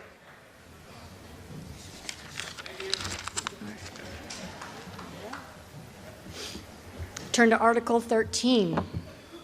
Mr. Zwerko.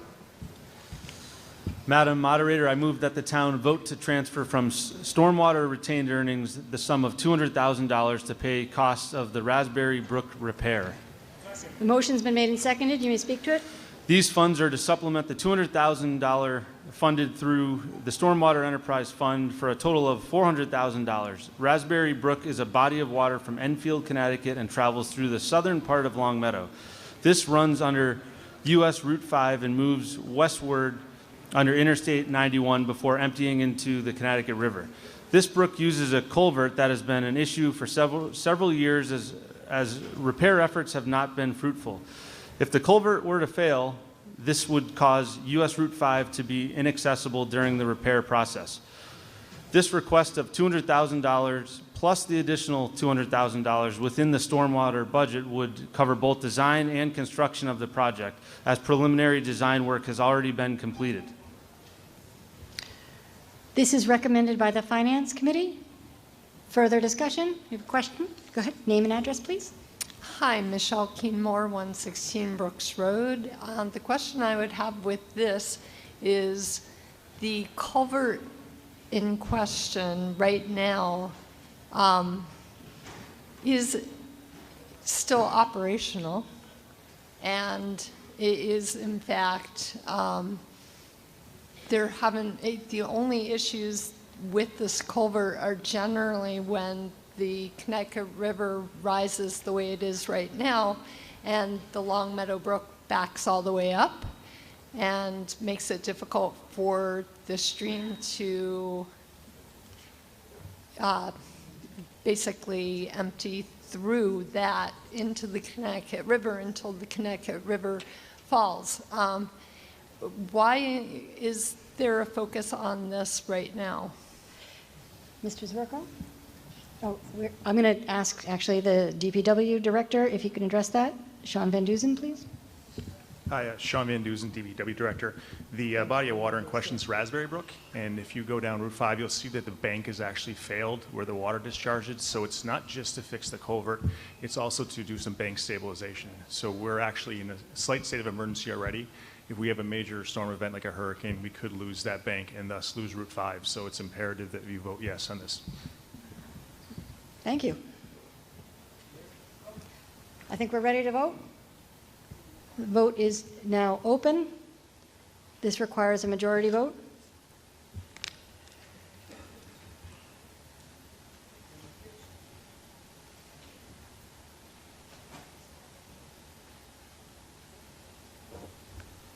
Five seconds left.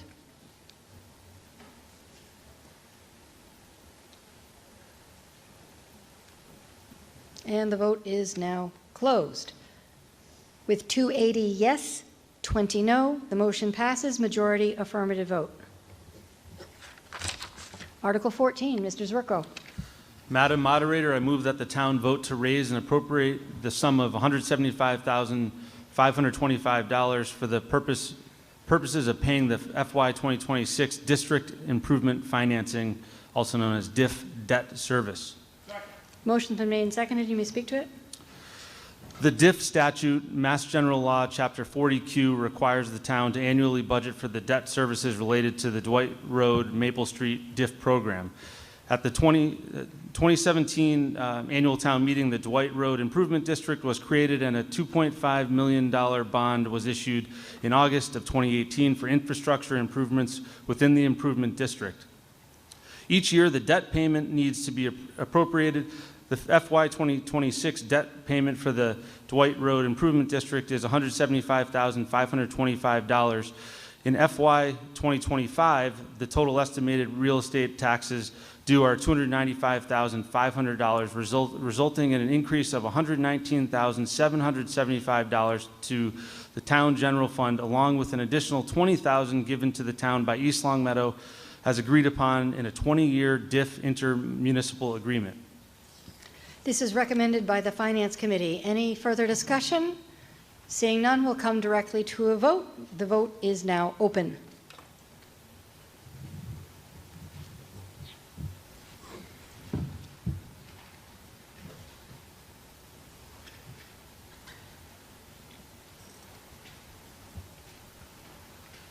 Five seconds left.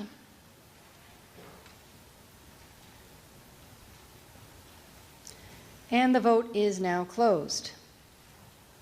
249 yes, 23 no. Motion passes, majority affirmative vote. Article 15, Mr. Lamb. Madam Moderator, I move that the town vote to raise and appropriate the sum of $337,080, of which $300,000 will be for funding collective bargaining agreements and $37,080 for wage adjustments, cost of living adjustments. Motion's been made and seconded. You may speak to it. This article funds cost of living increases in the fiscal year 2026 for non-union positions and the implementation of collective bargaining agreements that are currently underway for police patrol, police supervisors, DPW, and the clerical unions. The finance director will only release funds from the wage settlement account to the proper budgetary line items upon notification from the town manager of the wage adjustments allotted and ratification of the collective bargaining agreements. This is recommended by the Finance Committee.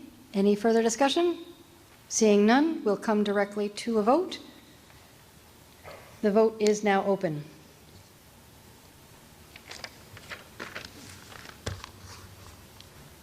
And this requires a simple majority.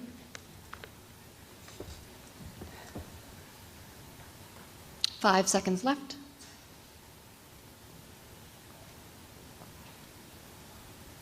The vote is now closed. 257 yes, 22 no. The motion passes, majority affirmative vote.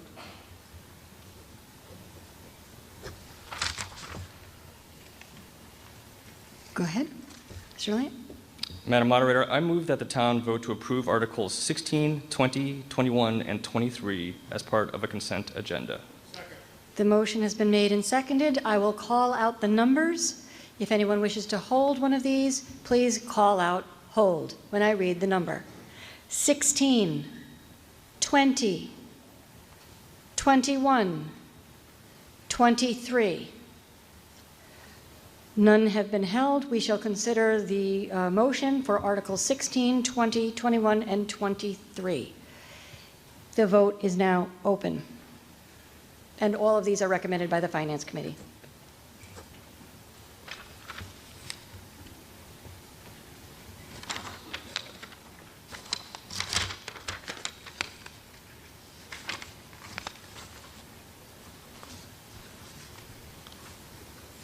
Five seconds left.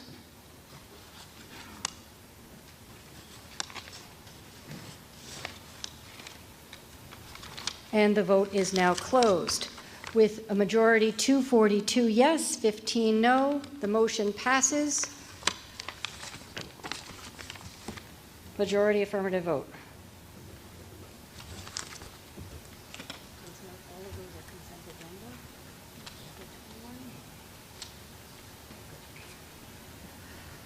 We turn to Article 17. Madam Moderator, I move that the town vote to fund the Housing Production Plan application in the amount of $40,000 funded from the Community Preservation Committee Community Housing Fund. Motion's been made and seconded. You may speak to it. The Commonwealth encourages all communities to have current housing production plans. Longmeadow's most recent housing needs assessment and action plan was conducted in 2010. This grant will enable the town to create an updated plan to address the town's affordable housing needs. This has been recommended by the Finance Committee. Any further discussion? Seeing none, we'll come directly to a vote. This requires a simple majority. The vote is now open.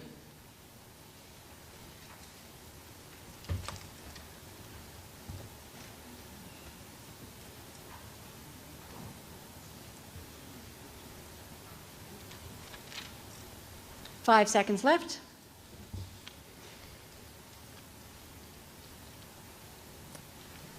The vote is now closed.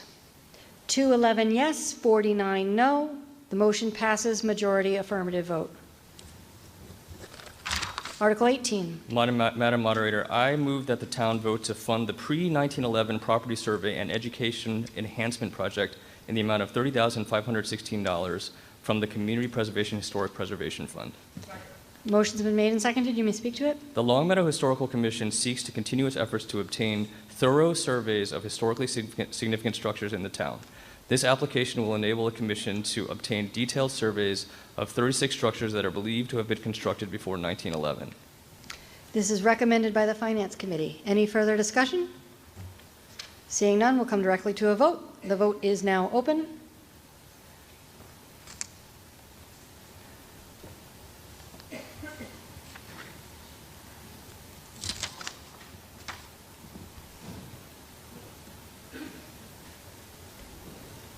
Five seconds left. The vote is now closed. With 213 yes, 46 no, the motion passes, majority affirmative vote. Article 19, Mr. Lamb. Madam Moderator, I move that the town vote to fund the Longmeadow Historical Society Stores House Museum Militia Banner Restoration Project in the amount of $20,666 from the Community Preservation Historic Preservation Fund. Motion's been made and seconded. You may speak to it. The silk banner was prepared for a militia unit that included Longmeadow and is one of the few known remaining banners of this type. It is believed to have been created between 1800 and 1820. This project will enable it to be professionally conserved and better displayed. This is recommended by the Finance Committee. Any further discussion? Seeing none, we'll come directly to a vote. Article 19, motion. The vote is now open.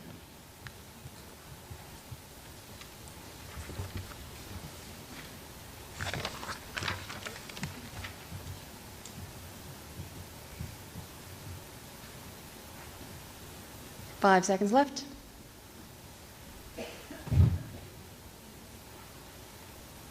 And the vote is now closed. With 224 yes, 55 no, the motion passes, majority affirmative vote. Article 22, Mr. Gold.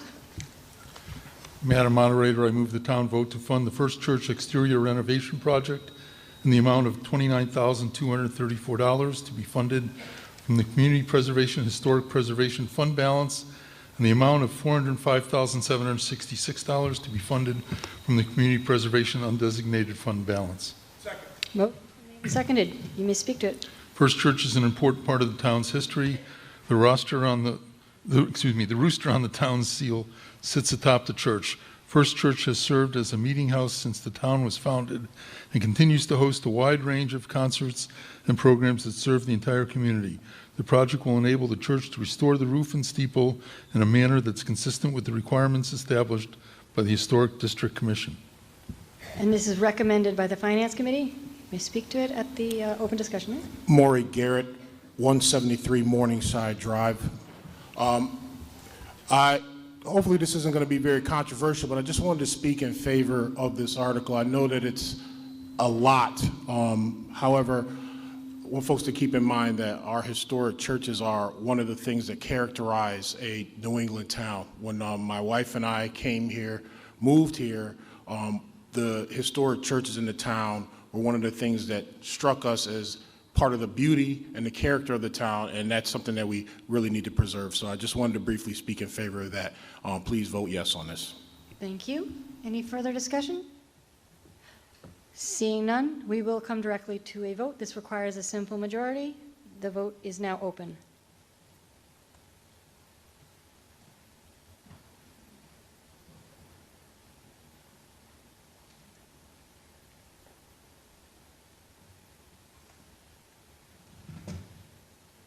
Five seconds left.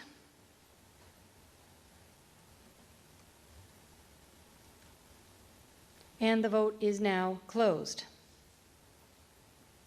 234 yes, 52 no. The motion passes, majority affirmative vote. Article 23. Mr. Gold. Moderator, I'm sorry. Excuse me? Forgive me. I forgot to wrap that one in. Whoops. All right. We already voted on 23. Forgive me. Mr. Gold. I move the town vote to approve Articles 24 and 25 as part of a consent agenda. Is there a second? Motion's been made. I'm sorry. For a consent agenda, if you have anything to hold, I'll call it out when I call out the number. 24. 25. We're ready to vote. The vote is now open. And these are all recommended by the Finance Committee.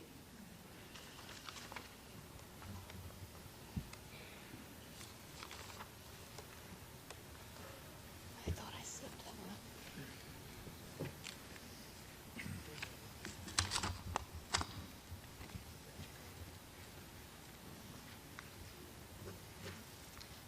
And the vote is now closed.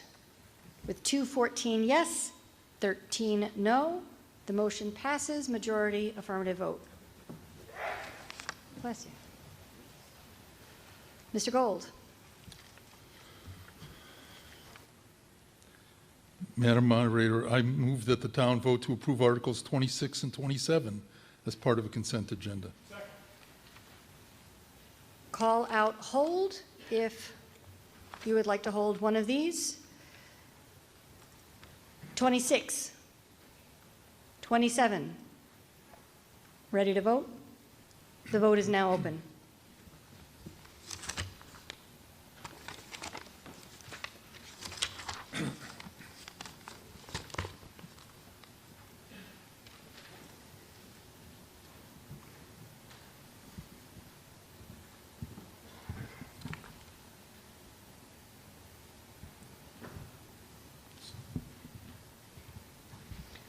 And the vote is now closed with 234 yes, 11 no. The motion passes, majority affirmative vote.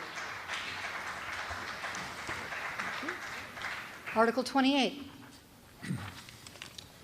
Madam Moderator, I move the town vote to petition the Massachusetts General Court to file for special legislation to amend the Town of Long Meadow Charter with language substantially in the form as written in the warrant, and to allow the Select Board to accept ministerial changes as may be required by the legislature. The motion has been made and seconded. You may speak to it. This article proposes an amendment to the Long Meadow Town Charter. At the 2024 Fall Special Town Meeting, voters approved the creation of a municipal light plant board to oversee and manage the town's fiber internet project. A subsequent action is required to determine how the municipal light plant board will be populated. This charter amendment gives the Select Board the discretion to either serve as the municipal light board or to appoint a 3-member board with staggered terms. This change is designed to provide greater flexibility in managing the town's municipal utilities and improve governance and decision-making for the long-term benefit of Long Meadow residents. Thank you. Yes, at the yellow mic, name and... Yep. David Hart, 30 Windward Road, also served as vice chairman on the task force for recommending the fiber. I'm here today in full support of the fiber network that we recommended. I believe that we brought forth the best solution for our town based on the information we compiled from a wide and varied set of resources during the discovery process. Going forward, however, we need to be well positioned to manage this important utility with the partnership of Fiber Spring. To ensure we optimize this entity for the most successful outcome for all residents, the town needs to have an independent MLP board. And do you have a question, sir? I'm getting to it. Yes, I am. All right, thank you. To ensure a board that is made up of technology and business professionals who have time, attention, and skill to focus on the singular mission of delivering high-speed internet to the home. My sole issue is the wording of the article. It's poorly worded at best. It asks the town to establish the select board as the MLP, then at their discretion they can appoint a board, but it doesn't mandate them to do it. I believe that in order to move forward, the select board has to be named as the MLP, but the article should have or could have stated that they shall seat an appointed board to varying terms. I've been told that the select board does want to seat an MLP board and doesn't want the day-to-day responsibilities. Long Meadow made the right choice to own our fiber network. We need to make the right choice in the administration of this municipally owned public utility.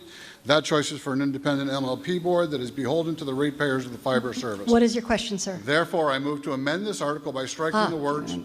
Okay, further. so amendments need to be in writing. I got it. Okay, and in the future, if you're going to make a motion to amend, start off right there instead of, because you said that you were going to ask me a question, ask a question. So you're making a motion to amend. Please present your motion and then bring it to me, please.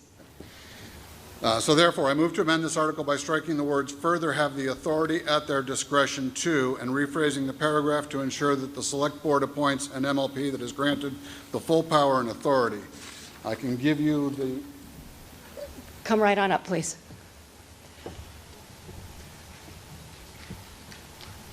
And no, sir, no, I would direct this, Mr. Hart, to bring it directly to me, please. You ready? Could you please write your name and sign?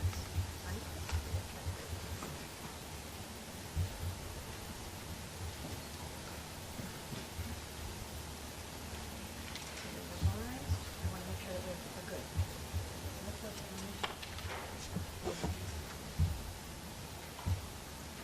Shall initially be the municipal. Yep. Then shall seek. So striking the language. Could you direct me to the language you want to strike? Sure. Underline it. Your copy. Sure, now you don't get the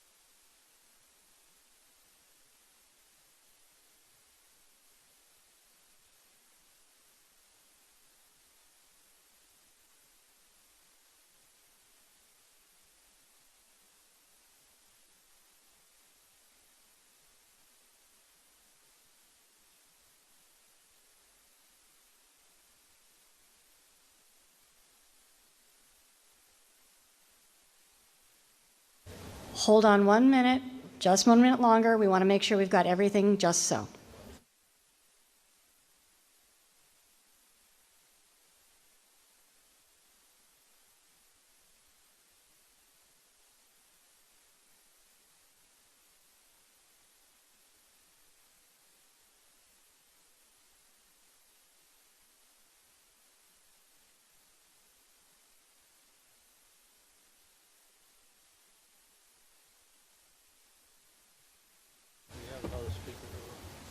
Right. So we are discussing now, I'm sorry, is there a second? There is a second. So this is a motion to amend, and it strikes out the language from the word shall. It leaves shall, further have the authority at their discretion to. The new language that would be written is the select board shall initially be the municipal light board of the town, and then shall seat a 3-person appointed board which shall have all the powers and duties given to municipal light boards under Chapter 164 of the Massachusetts General Laws. The appointees will initially serve a staggered term, with one member serving for 1 year, another member for 2 years, and the third for 3 years. Upon the fulfillment of these initial terms, each subsequent 3-year term will be determined by vote during the town's annual election cycles. This is a little confusing upon second read. They're appointed, but you want them elected. Upon the completion of their appointed session or their term, then they would be elected at the next one. That's a different set of, I would not allow that to move forward, because what you're doing is you're creating an appointment and then you're creating a wholly new elected board, and that goes way beyond the scope of this article, sir. I would rule that out of order.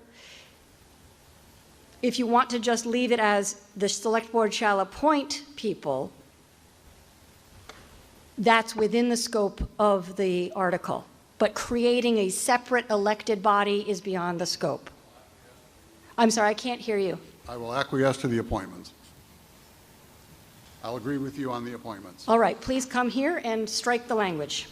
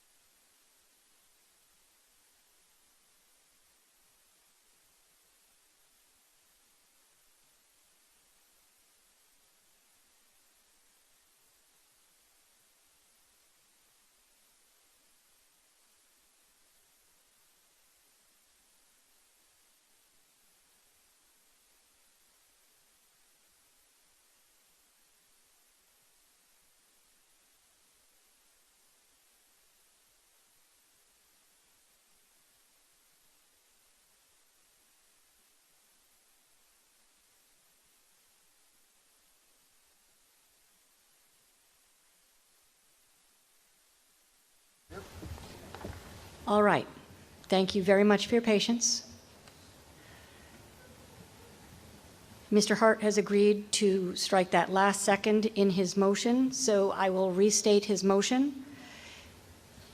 To strike the language, further have the authority to, at their discretion, and replacing this paragraph with municipal light board, the select board shall initially be the municipal light board of the town, and then shall seat a 3-person appointed board, which shall have all the powers and duties given to municipal light boards under Chapter 164 of the Massachusetts General Laws.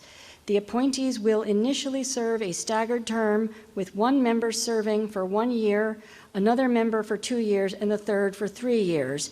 And this is to take effect within 60 days of the effective date of the provision. Just for clarity's sake, is there a second to that? All right. There's other people who want to speak. I'll invite them to discuss. I just have a question. I'd like to hear what the select board's I'm sorry, view... Nate, could you... Oh, sorry. My name's Kathleen Pittman of 38 Churchill Drive. And I'd just like to hear the select board's view of this motion to amend. I liked seeing in this article that the select board had the discretion to, to appoint the board if it elected to replace itself as the board, but would just like to hear from you as a body and your view of the amendment. Well, I will state that the select board has not considered this and not had a vote on it. Right. However, they can speak to why the language was as it was, and I'll ask Mr. Himavathi, the chair, to address that question, please. Yeah, thank you for your question. So I think in our discussions, like again, we have not taken a vote on this, but in our discussions, I think eventually we would like to have an independent municipal light plant board, whether that be, we would like to have it be appointed. But this requires a special act to the legislature. And with a special act to the legislature, it has to obviously go through the whole legislative process, going to the House first, passing the House, the Senate, passing the Senate, and needs to go to the governor's desk. So we don't know what that timeline is going to look like. And so because of that, I think we wanted to retain some discretion depending on where the project was, what was happening at the time, when this actually went through. But from our conversations, I think my personal characterization of our conversations is that we would like to eventually put this, make this municipal light plant board an independent body. Thank you. Any further discussion? So we're going to take 2 votes. One is on the amendment. This first vote is about whether we want to amend it. After this, we will vote on the motion as amended or not amended. So the first vote is on the amendment. Do we want to change what is in the motion to make it an appointed board only?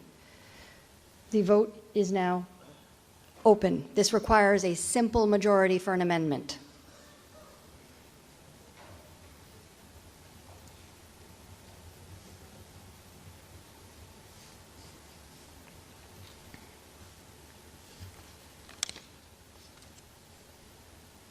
Five seconds left.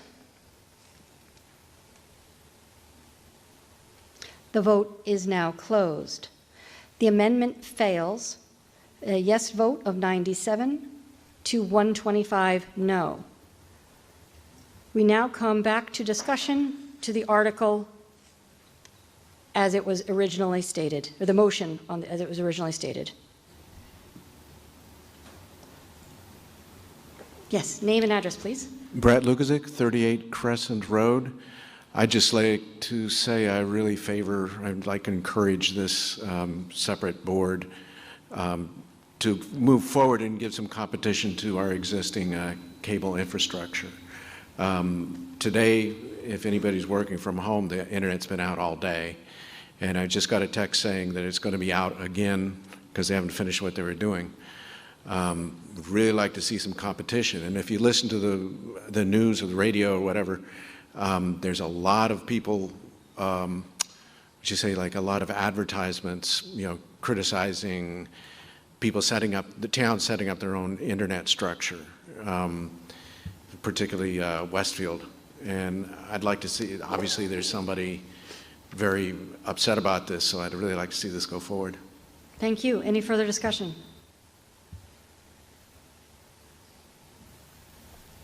Hi, I have a question. Sure. What's your name and address, please? Francis Smith, 20 Green Willow Drive. Go ahead. The way the explanation reads, the article seems to have a genesis in the fiber optic cable. And my question is whether the formation of an MLB is limited to that, or do the Massachusetts general law allow for further extensions like considering alternative generation of energy? Chair Himavati, please. Thank you for the question. The creation of an MLP is not limited to just one utility. Theoretically, we could create an energy division or other divisions as well. Right now, that is not part of the town's plans. That is a massive undertaking. And this MLP for now was created with the intention of supporting a fiber optic network. But it does open up those possibilities if somewhere down the road we choose to do that. All right, and no further discussion. We're ready to come to a vote. The vote is now open.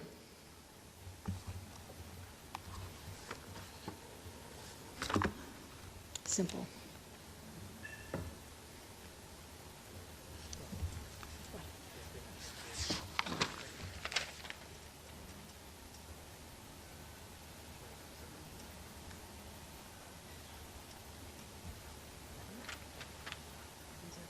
The vote is now closed.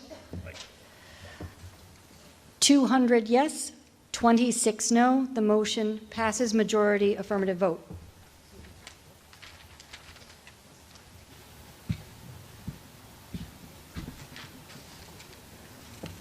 Article 29, Mr. Gold. Madam Moderator, I move the town vote to authorize the Select Board to petition the General Court for special legislation to repeal Chapter 5, Acts of 1988, an act to provide for nonpartisan preliminary election in the town of Long Meadow, as written in the warrant, and to allow the Select Board to accept ministerial changes as may be required by the legislature.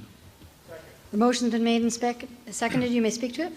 At the May 12, 1987 special town meeting, voters approved filing a petition in the General Court calling for the holding of nonpartisan primaries in the town and repealing the provision of the town primaries, and that the act be accepted by the voters of the town by placing the question on the March 1988 town election ballot.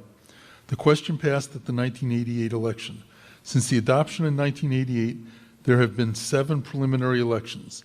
The language of the special act requires the preliminary election be held 28 days from the date of the annual town election.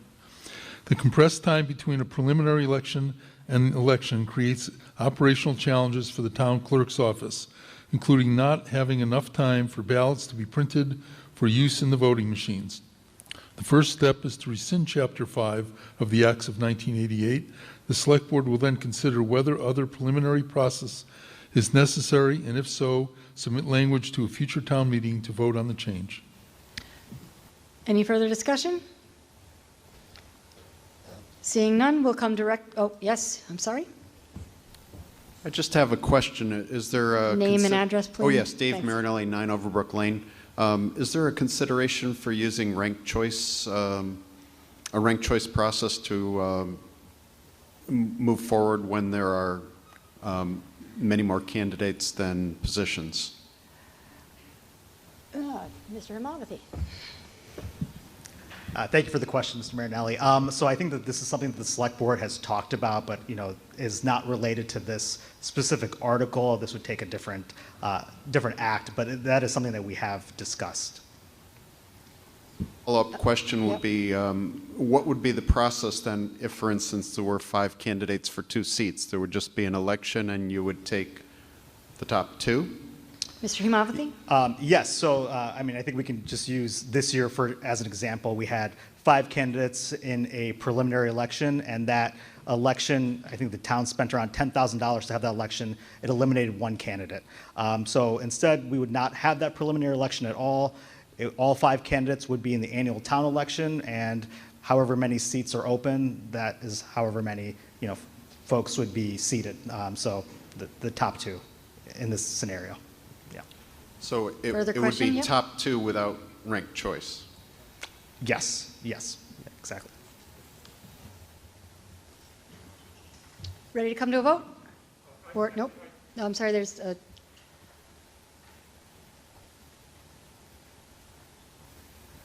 Mary Rogness, 22 Warren Terrace.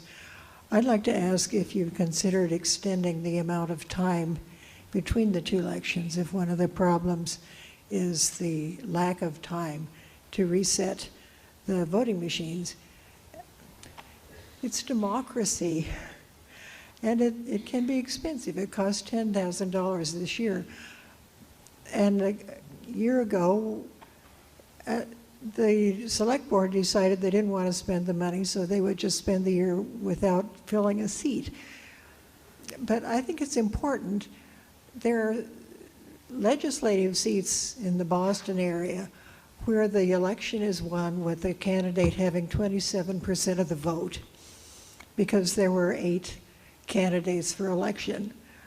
I think it's important to keep what we have and have the, I guess I'm turning this into advocacy. Sorry It's about okay, that. but it's Turn fine. into saying, I'll ask if the time could be extended. If they between consider elections. whether the time could be extended, Mr. Himavati. And sorry, and I assume that you mean the time between the preliminary election and the annual town election, right? So I think that that's actually language that's part of this legislation that mandates that the preliminary election be held 28 days before the annual town election. I'll recognize Lynn Simmons. None. Yes, so the language that the town passed in 1988 was very specific to say 28 days between the two elections, or I'm sorry, from the annual town meeting, right? If we wanted to lengthen that time, we would need a different act. So we would still need to be dealing with the one we have in front of us tonight, because that did set the 28 days. Question? Yes, Bruce Colton, 91 Whitman Road. Before 1988, for decades, the town had partisan elections, and the primaries in the general elections were always a month apart from each other, and there were never any problems in terms of counting ballots or printing ballots or whatever.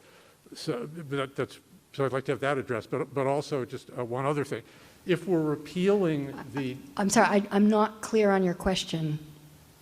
Why are we having more problems now in terms of running elections than we were having before the computer age? Can you address this, Lynn?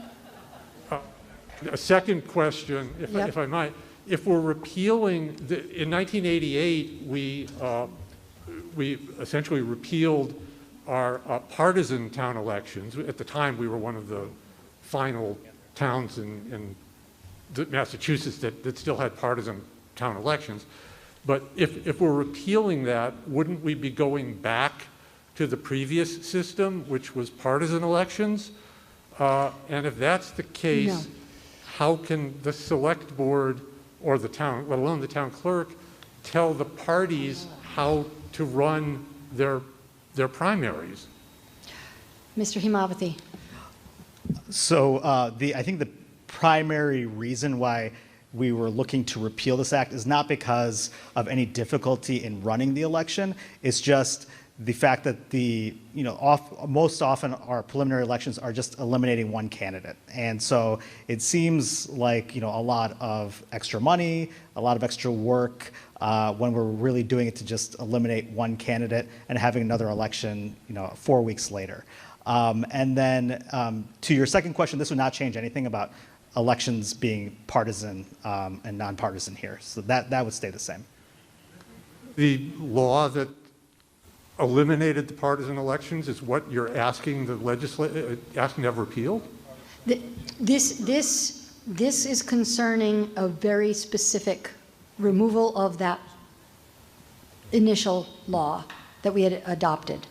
So it does not move it back to what it was prior.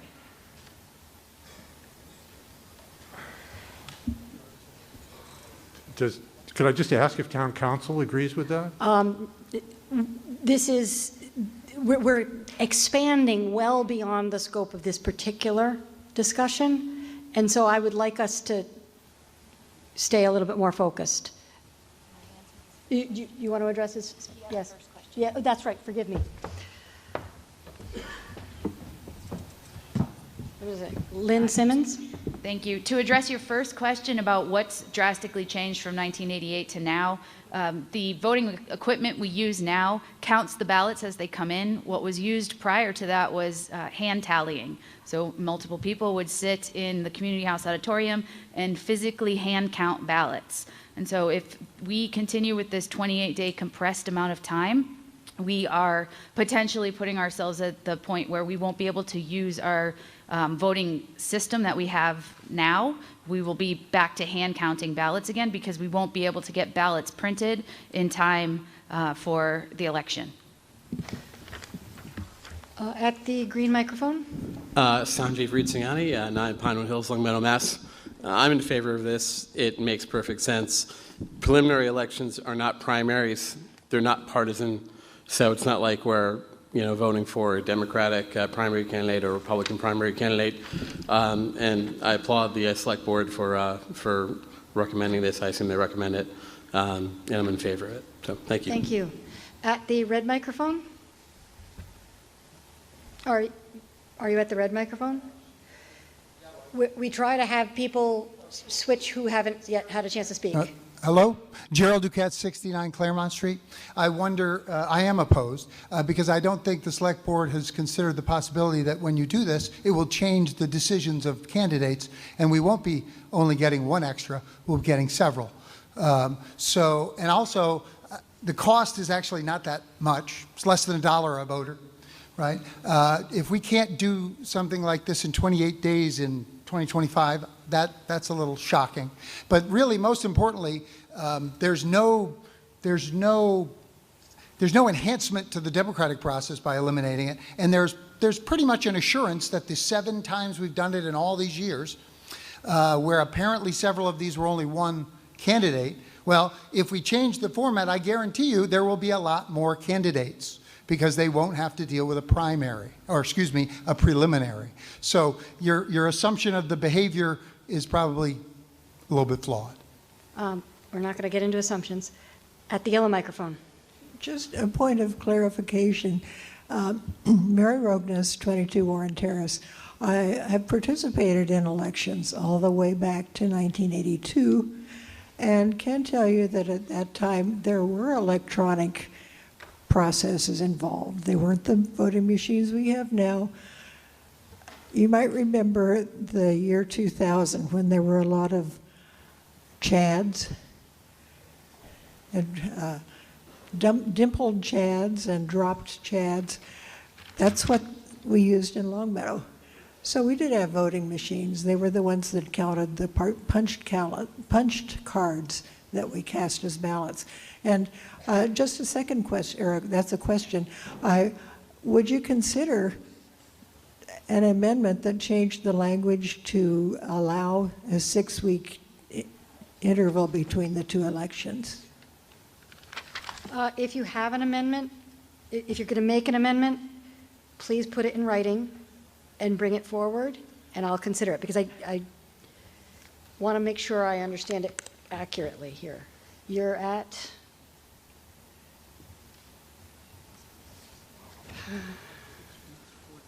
to see if the town will vote to authorize the select board to petition the general court for a special legislation to repeal the election.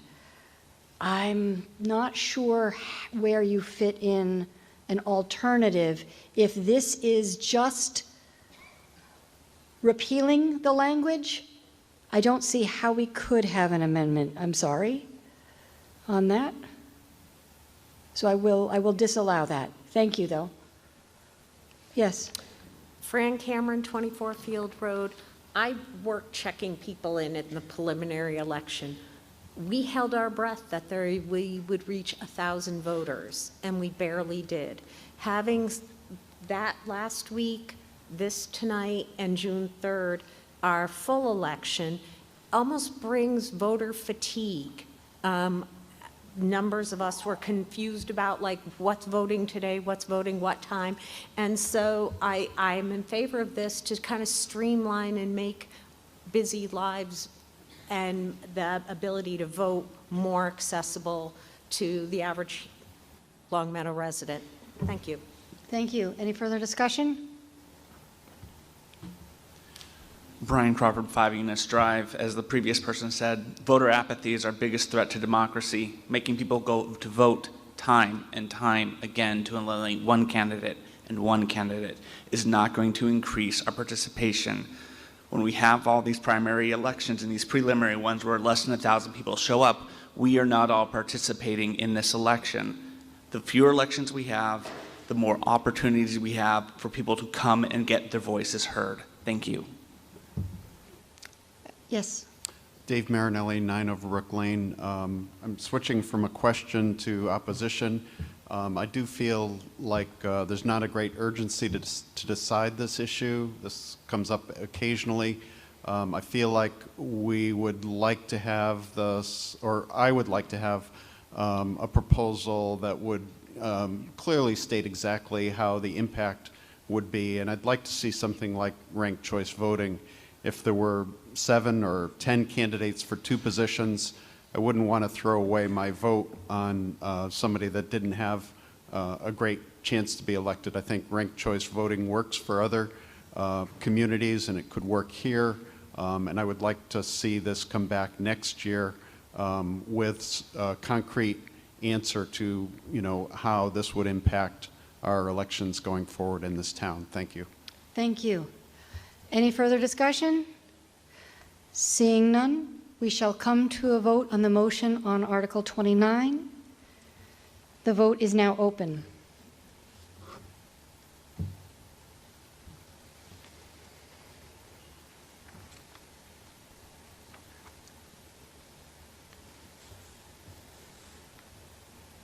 Five seconds left.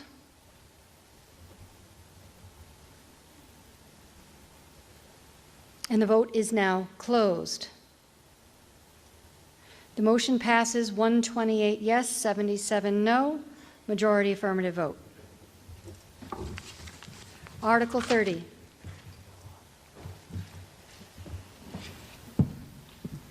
Mr. Levine. I move that the town vote to authorize the Select Board to petition the Massachusetts General Court to file for special legislation to amend Chapter 7, Section 7, Capital Improvement Program of the Town of Long Meadow Charter by deleting Chapter 7, Section 7 in its entirety and renaming and replacing as written in the warrant, and to allow the Select Board to accept ministerial changes as may be required by the legislature. Motion's been made and seconded. You may speak to it.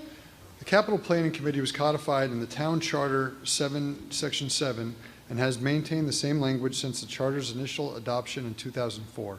In October 2018, the Charter Review Committee recommended changes to the Capital Planning Committee and recommended codification of the Select Board created Permanent Building Committee. The Permanent Building Committee was created by Select Board vote on January 9th, 2017. The final report of the Charter Review Committee summarizes discussion on pages 9 and 10 of the Finance Committee, Capital Planning Committee, and Permanent Building Committee. This discussion included possible consolidation, but ultimately voted to move forward with 3 separate committees. Recommended changes to the Capital Planning Committee and the creation of a Town Building Committee were included in the final report. As part of the long-range plan, a review of the capital improvements planning process with the goal of institutionalizing resilient and equitable municipal operations was performed. During this process, it was identified that the current capital planning process is redundant, inefficient, and outdated. Before enhancing the capital improvement process to include adaptation and resiliency measures, the framework for the Capital Planning Committee needs to change. Articles 30, 31, and 32 all relate to each other, and the modifications to the Capital Planning and Building Committee change. Any further discussion? Seeing none, we shall come directly to a vote on Article 30, the motion on Article 30. The vote is now open.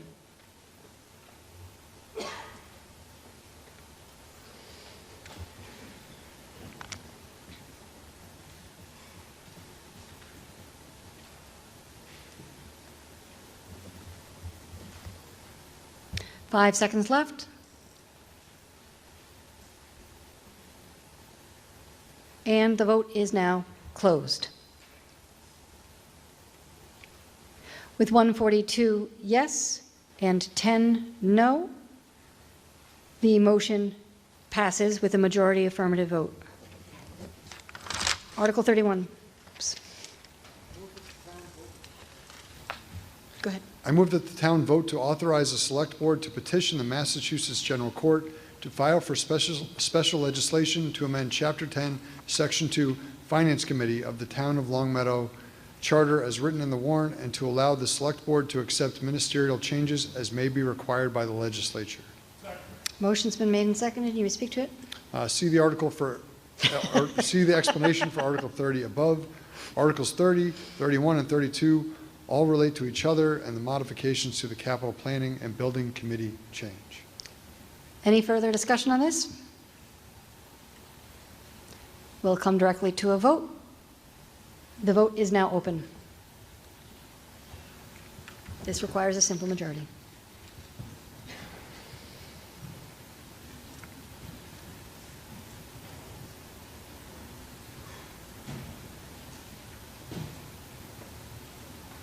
Five seconds left. And the vote is now closed. With 150 yes, 7 no, majority affirmative vote, the motion passes. Article 32. I move that the town vote to amend its general bylaws by amending Chapter 8, Section 6 of the Town of Long Meadow General Bylaws for the purpose of amending the name of a committee as written in the warrant. Motion's been made and seconded. You may speak to it. See the explanation for Article 30 above. Articles 30, 31, and 32 all relate to each other and the modifications to the capital planning and building committee change. And any recommendations? No?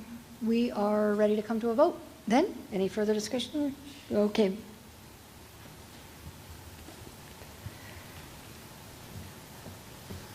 This is also a simple majority.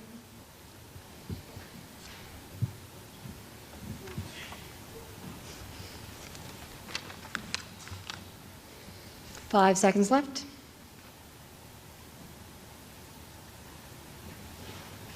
And the vote is now closed. With 149 yes, 8 no, the motion passes, majority affirmative vote.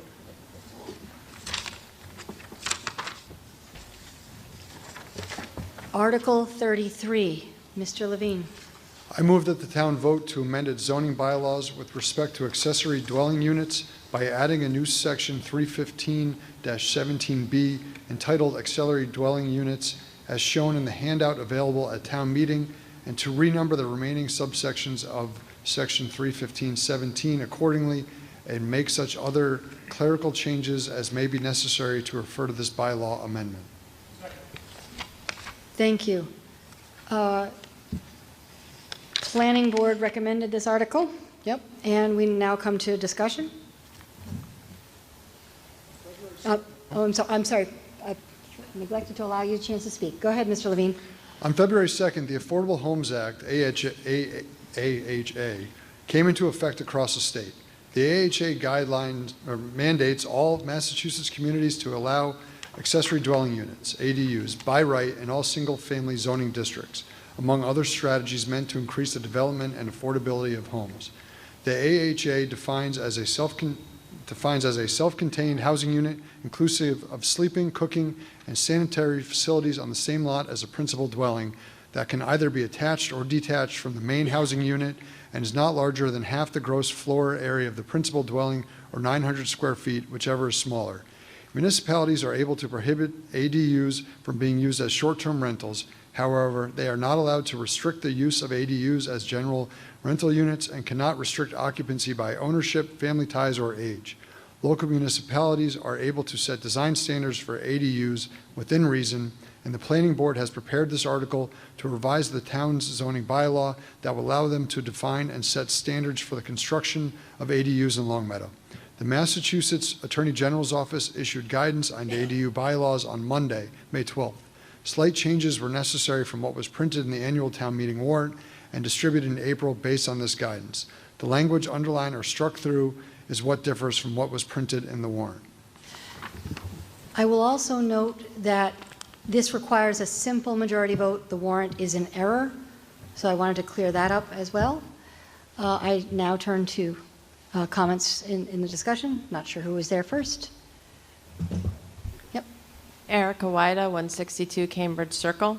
I guess I now have 3 questions. So, first question is, are we not voting on this, or is there some other thing we're voting on that's struck through? So the handout that was given to you, yes, you have the handout? Well, I have what was given, Okay, the booklet. so the handout, the one pager that's double-sided, that was, thank you, appreciate that. That handout, the motion is, this is referring to the handout that was given at the clerk's desk. Okay, then that did not change my question. Yep. All right, so I have 2 questions, and it relates to Section E, Site Plan Approval. Number 2, compatibility of the architectural style of the ADU and existing principal dwelling that would all have oversight over it, and the compatibility of architectural style of the ADU and existing principal dwelling. So my questions are, first of all, do we have that right over if I'm building a primary home to decide whether my architectural choices are secure? And the question is, how would this be applied? So if I had a cape, I could only build a little cape ADU? Or if I had, so what does it mean to have compatibility over architectural style? Who decides that? And what are they going to be thinking about? Thank you. I'll direct this to the Planning Board Chair, Cheryl Thibodeau.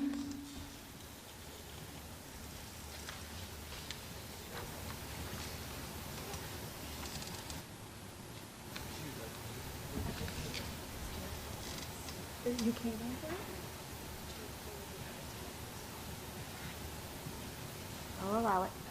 I will allow the Town Council to address this question as the Planning Board Chair defers to him.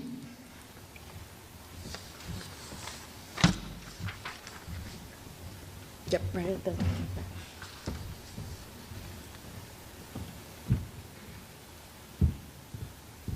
So one of the features of the statute which required that we allow accessory dwelling units by right is that we be allowed to do site plan approval. Site plan approval, you cannot say no. Site plan approval is used to shape projects, so it's really used to have a discussion. It doesn't mean that it has to be a particular style or not a particular style. It's just a discussion with the applicant to see if it would be generally compatible. That doesn't mean if the planning board disagrees that they can say no. It's just an effort, along with the other 5 items there, to address design issues, which is somewhat typical. There's a much more truncated version of site plan review than our larger site plan review procedures, which we apply to all kinds of projects already in the town. And the Attorney General is allowing us to do it. Some towns are doing it, some towns are not doing it, but that's what we're allowed to do. But it is not, it doesn't vest the planning board with the authority to say, we disagree with your artistic or aesthetic choices.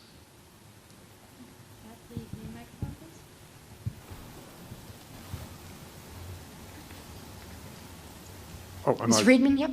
Yes, Bruce Colton, 91 Whitman Road. I'm also a member of the Planning Board. As many of you are perhaps aware, last year the legislature, with no apparent consultation with towns and cities, overrode all local zoning laws to impose the requirement that accessory dwelling units be allowed as a matter of right across Massachusetts. And nothing in this proposed bylaw amendment changes that. Even communities such as Amherst, which had previously allowed such units, found that their reasonable regulations, such as the requirement that owners of such properties live on site, either in the house or in the accessory dwelling unit, were thrown out. While it is occasionally said that one can count on Long Meadow residents not to antagonize their neighbors or depress neighborhood home values by constructing unsightly or inappropriate units, there unfortunately will always be exceptions to this thinking. Given the fact that numerous homes in Long Meadow are currently owned by foreign corporations with no ties to the community, this line of thought is particularly reckless. Luckily, as noted, towns are not wholly without recourse. After consultation with town council, the planning board has drafted this proposed zoning bylaw, which gives residents some control over construction impacting their neighborhoods. It essentially embodies the most control that communities are legally allowed to exercise at this time. The Planning Board strongly and unanimously urges you to adopt this zoning bylaw. Thank you, Mr. Colton. The yellow microphone, Ms. Cameron. Hi, Fran Cameron from 24 Field Road. In section D, number 1, it says that off-street parking is required unless the property is within 1/2 mile of a transit station. Do our bus stops count as transit stations? Planning Board, I'm sorry.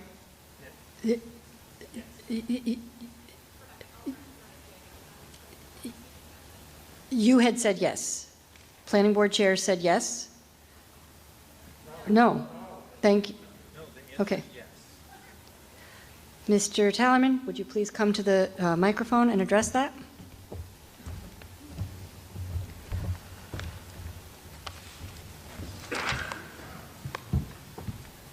This was one of the areas of that were a little foggy, that we got some clarity from the Attorney General. When they passed the statute, it said one space, except you can't require one if it's within 1/2 a mile of a transit station. Then they passed a set of regs that said every bus stop. And then the final regs didn't say quite that, and now they've kind of reverted to that just of 2 days ago to a definition that says if it's an established bus stop, then it does count as that. So if there are, that's why there's a change here, if there are ADUs within 1/2 mile of a bus stop, then under the new guidance from the Attorney General as of yesterday, then that would fall under the category of us not requiring any parking spaces. Of course, parking under the site plan review can be discussed, but we can't require a space for ADUs within 1/2 mile of the bus stop as of yesterday. So it's been a bit of a moving target by the Attorney General. That's why that confusion. Thank you for the clarification. Yes. Mike Kirby, 81 Lawnwood Avenue. I think our town council needs to get back to the microphone. So I was just asking if he could do that. Yeah, this is adding on to what was just discussed with Section D, parking with the, at least one off-street parking space must be provided for all ADUs. Does this conflict with the town's parking time limit bylaw between 1 a.m. and 5 a.m., which basically is most people refer to as the overnight parking ban? Does this come into conflict with that particular bylaw? Because as a former police officer, we use that bylaw a lot for our own patrol of the streets on the midnight shift, because we could easily check and see if there were no cars out, a little less suspicious activity on the street. If there were cars parked out on the street, we would have the authority to investigate that vehicle, to check on it, note a time, and then come back an hour later. If it was still there, we could ticket them for overtime parking. So would this portion of the new bylaw conflict with that, with the overtime parking bylaw for the police department and the town as a whole? Mr. Tallerman. So I assume you're talking about the on-street parking, or if there was on-street parking because we didn't allow, because there was no parking off-street. Because obviously the off-street parking is off-street parking. If there's no parking or the person is using on-street parking, then that's not zoning. That would be my apologies. I read that wrong. So if they will still be prohibited from parking on street during that time period. Yes, that's a non-zoning control. Correct. Yeah. Okay. My apologies, everybody. You don't have to apologize for asking questions here. All right. Are we ready to come to a vote? All right. Thank you. This requires a simple majority. Vote is now open.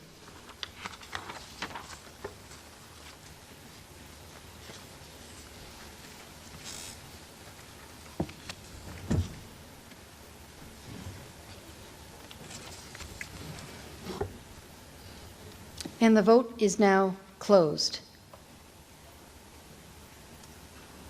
With 143 yes, 28 no, the motion passes, majority affirmative vote.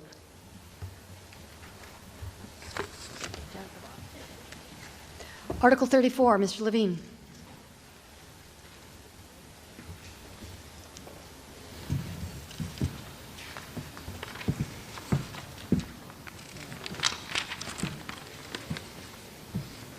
I move that the town vote to amend its zoning bylaws with respect to floodplain zone by amending section 315-15 entitled floodplain zone as written in the warrant. Is there a motion's been made and seconded? Can you speak to it? In September 2024, it was identified that Longmeadow's floodplain bylaw was not in compliance with the state's 2020 Massachusetts Model Floodplain Bylaw, a requirement triggered by the adoption of new flood maps in July 2023. Town staff worked with Massachusetts Department of Conservation and Recreation's Flood Hazard Management Program to update the bylaw to meet minimum state standards. The required edits have been incorporated and no new content unique to Longmeadow was added, though more stringent pre-existing local provisions were retained. This is recommended by the Planning Board. Yep, thank you. Further discussion? This is Wayne Otani. I reside at 200 West Road. I'm in the floodplain. I represent neighbors along the river there, and we're voting no and opposing this amendment. We feel that the restrictions that we're under right now, we're settled with. We don't want any more restrictions. Thank you. Any further discussion? Seeing none, we will come directly to a vote. This requires a 2/3 vote. The vote is now open.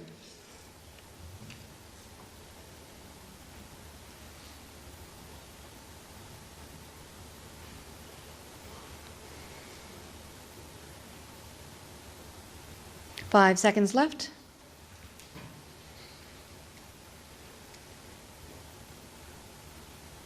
And the vote is now closed. The motion fails with 95 yes and at 51 no. So it fails to achieve a 2/3 majority.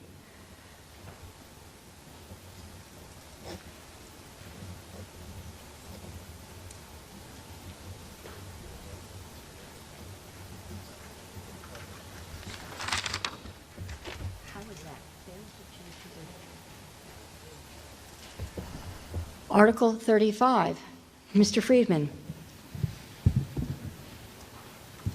I have previously allowed Mr. Friedman to speak to both Articles 35 and 36 with one set of remarks.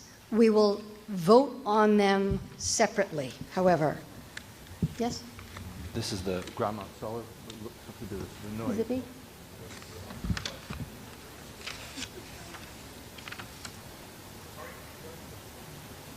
Article 35.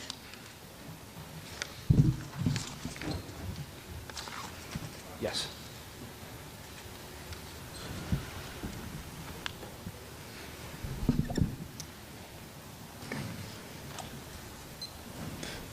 Kurt Friedman, 24 Ridge Road.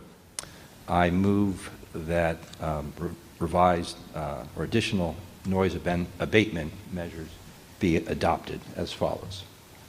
I'm sorry. So I move that we adopt the following as subsection. You're going to say that?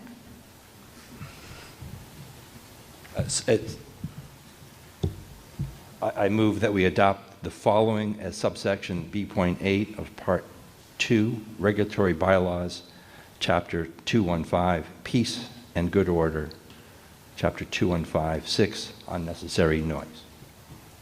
Thank you. And as follows. Is this in terms of the article, or is this different than what was in the article, Mr. Friedman? What we're seeing here is somewhat different than was printed. Okay. This is what's being presented tonight. So you have to make the motion with all of the statement. If you want to, you can read this here. This is from your email. Yes.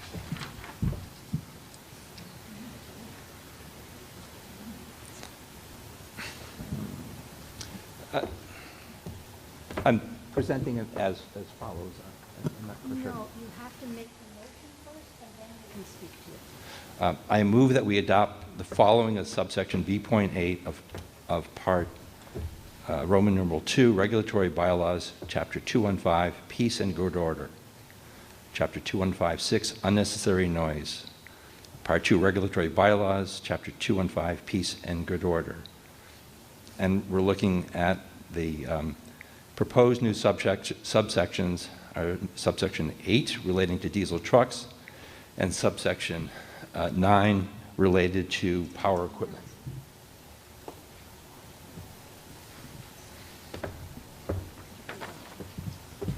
Because your motion is different slightly,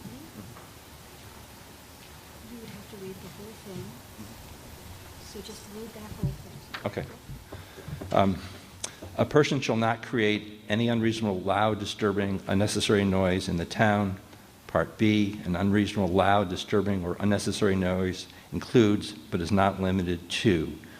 The proposed new subsections are 8, diesel truck, the operation of a commercial or privately registered diesel engine powered truck with a gross vehicle weight rating, GVWR, greater than 6,000 pounds on any residential property shall be limited to the following hours, Monday through Friday from 6:30 a.m. to 9:30 p.m., Saturday, Sunday, and recognized federal and state holidays from 7:30 a.m. to 9:30 p.m. Exceptions: for snow and ice removal, treatment within 24 hours of a snow or ice storm, 5 a.m. to 10 p.m. There shall be no limitations during a Long Meadow or Commonwealth of Massachusetts state of emergency declaration. B, for emergency restoration of water, sewer, power, fuel, communication, or other utility services. C, for emergency tree removal. D, for other emergency purposes or during a Long Meadow or Commonwealth of Massachusetts state of emergency declaration. Is there a second? Second. Thank you. I want to note that the reason why I was having him read it because the oral motion was differing slightly from the written article. And so he needed to read out the oral motion. Thank you, Mr. Friedman. The motion has been made and seconded. Now you may begin your presentation. Thank you. And you're going to see a repeat of what I just read, but we'll just go over it briefly. So we have these existing policies, and we have Part A, a person shall not create any unreasonable, loud, disturbing, or unnecessary noise in town. And then B, an unreasonable, loud, disturbing, or unnecessary noise includes, but is not limited to. And these subsections 1 through 7 are the existing. I'm just going to mention the motor vehicles is 1. 2, radios, phonographs, or musical instruments. Once again, these are existing policy, no changes. 3, churches, schools, hospitals, and courts. 4, peddlers and hawkers. 5, drums, loudspeakers. 6, heavy equipment. 7, sound trucks. Now we're moving into the new proposed. So the goals of the new subsections are A, to better allow the peaceful enjoyment of our homes, especially when in close proximity to our neighbors. Once again, 32% of lots in Long Meadow are 1/4 acre or less.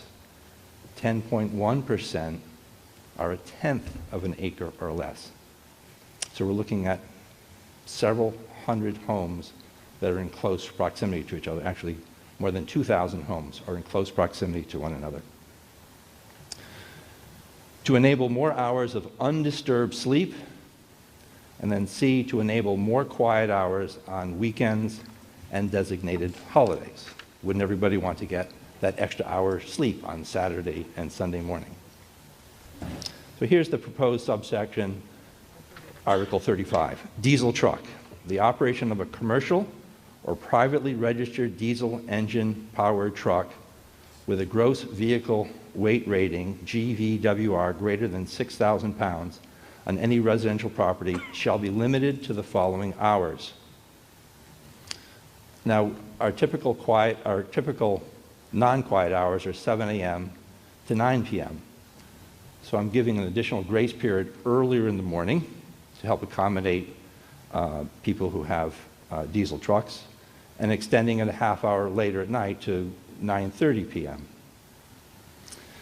So that's Monday through Friday. Then Saturday, Sunday, and recognized federal state holidays from 7:30 a.m. to 9:30 p.m. So if you're one of those unfortunate souls, which is 32%, roughly 32% of our community, and someone starts up a diesel truck, and that truck is in close proximity to your bedroom, you are more than likely to be woken up. There are no limitations when that operator of that vehicle can start their truck. And in the cold weather, they're commonly starting it and letting it idle 10, 15, 20 minutes or more. Although there is a 5-minute anti-idling law in the Commonwealth of Massachusetts, I don't see anybody abiding by it, and it's not enforceable by the police. So the exceptions: for snow and ice removal within 24 hours of an ice or snowstorm, 5 a.m. to 10 p.m., and there shall be no limitations during a Longmeadow or Commonwealth of Massachusetts state of emergency declaration. So we have really severe winter weather, and people have to clear their driveway or use such equipment. They have unlimited opportunity to do so. For emergency restoration of water, sewer, power, fuel, communication, or other utility services, for those in town who remember the October 2011 blizzard and catastrophe, we needed to have all the services we need and have all the person power available and equipment to restore our power and other services. For emergency tree removal, and for other emergency purposes or during a Longmeadow or Commonwealth of Massachusetts state of emergency declaration. Once again, now since we're going to have commercial trucks, vehicles parked in town, we need to protect the interests of all our residents and do so in ways that are deemed reasonable, enable the rights and opportunities of those people who have these vehicles, and enable the rights of people who live next door or nearby to be able to sleep. Nobody wants to be woken up at 2, 3, 4, or 5 in the morning, and so I've set a time of 6:30, which I'm hoping the majority of people will find reasonable. Then 9 is also additional new subsection, and this is Article 36. Gasoline or electric battery-powered equipment. The operation of gasoline or electric battery-powered equipment, lawnmowers, leaf blowers, chainsaws, snow blowers, stump grinders, weed trimmers, brush and log chippers, other loud equipment. The operation of the above equipment shall be limited to the following hours: Monday through Friday, 7 a.m. to 9 p.m. Once again, this is exactly what we have now, no change. Saturdays, Sunday, and recognized federal state holidays, 8 a.m. to 8 p.m. Once again, an hour later in the morning and an hour earlier in the evening. The idea is this will enable everyone to get a little bit more sleep in the morning, which I hope people will find welcome. Exceptions: for snow, ice removal, removal treatment within 36 hours after a storm, for emergency restoration of water, sewer, power, fuel, communication, or other utility services, for emergency tree removal, for other emergency purposes. Thank you. So, as a reminder, we can talk about the two together, but we are going to vote on only one at a time. We'll have a separate motion for Article 36. And as a reminder, Article 35, the motion has a some slight changes to it within scope, and I have allowed those to move forward. So the motion has been made and seconded. You've spoken to it. We now open it to the floor. Yes. Jacob Masato, 357 Maple Road. Speaking on 35 is the diesel trucks, correct? Yes. Yes, thank you, sorry. Yep, no problem. I don't agree with this. The petition does not identify what constitutes as excessive noise, nor from where the noise shall be measured from. It is vague as is. Also, noise is not determined by weight. My 500-pound motorcycle is much louder than your neighbor's diesel truck. Diesel trucks, people have to get to work. A lot of people daily drive half-ton trucks, and so they need to be able to get to work early. So because of that, I disagree with this petition. Thank you. Next. You have a question? Cliff Scott, 797 Long Meadow Street. A couple questions. Would you like them one at a time or all at once? All at once, please. Okay. The question is, how do you define a truck for the purpose of this article? Okay. Is a van a truck? Is an SUV a truck? What is a truck? And how did you arrive at 6,000 pounds gross vehicle weight rating as a cutoff? All right, Mr. Friedman. The 6,000 pounds is a threshold for trucks, and the 6,000 pounds is also the threshold for when trucks qualify for tax subsidization. And the vehicles of this size are substantial, and they're commonly used for commercial applications. These vehicles commonly have engines of 470 horsepower, and they have and a truck of this size, because of its mass, has low frequencies which are clearly audible. Not only do you hear them, you feel them. And so I wanted to differentiate between trucks which are larger and other trucks which would be considered strictly residential, so that this class of a vehicle would be recognized as being noticeably loud. Thank you.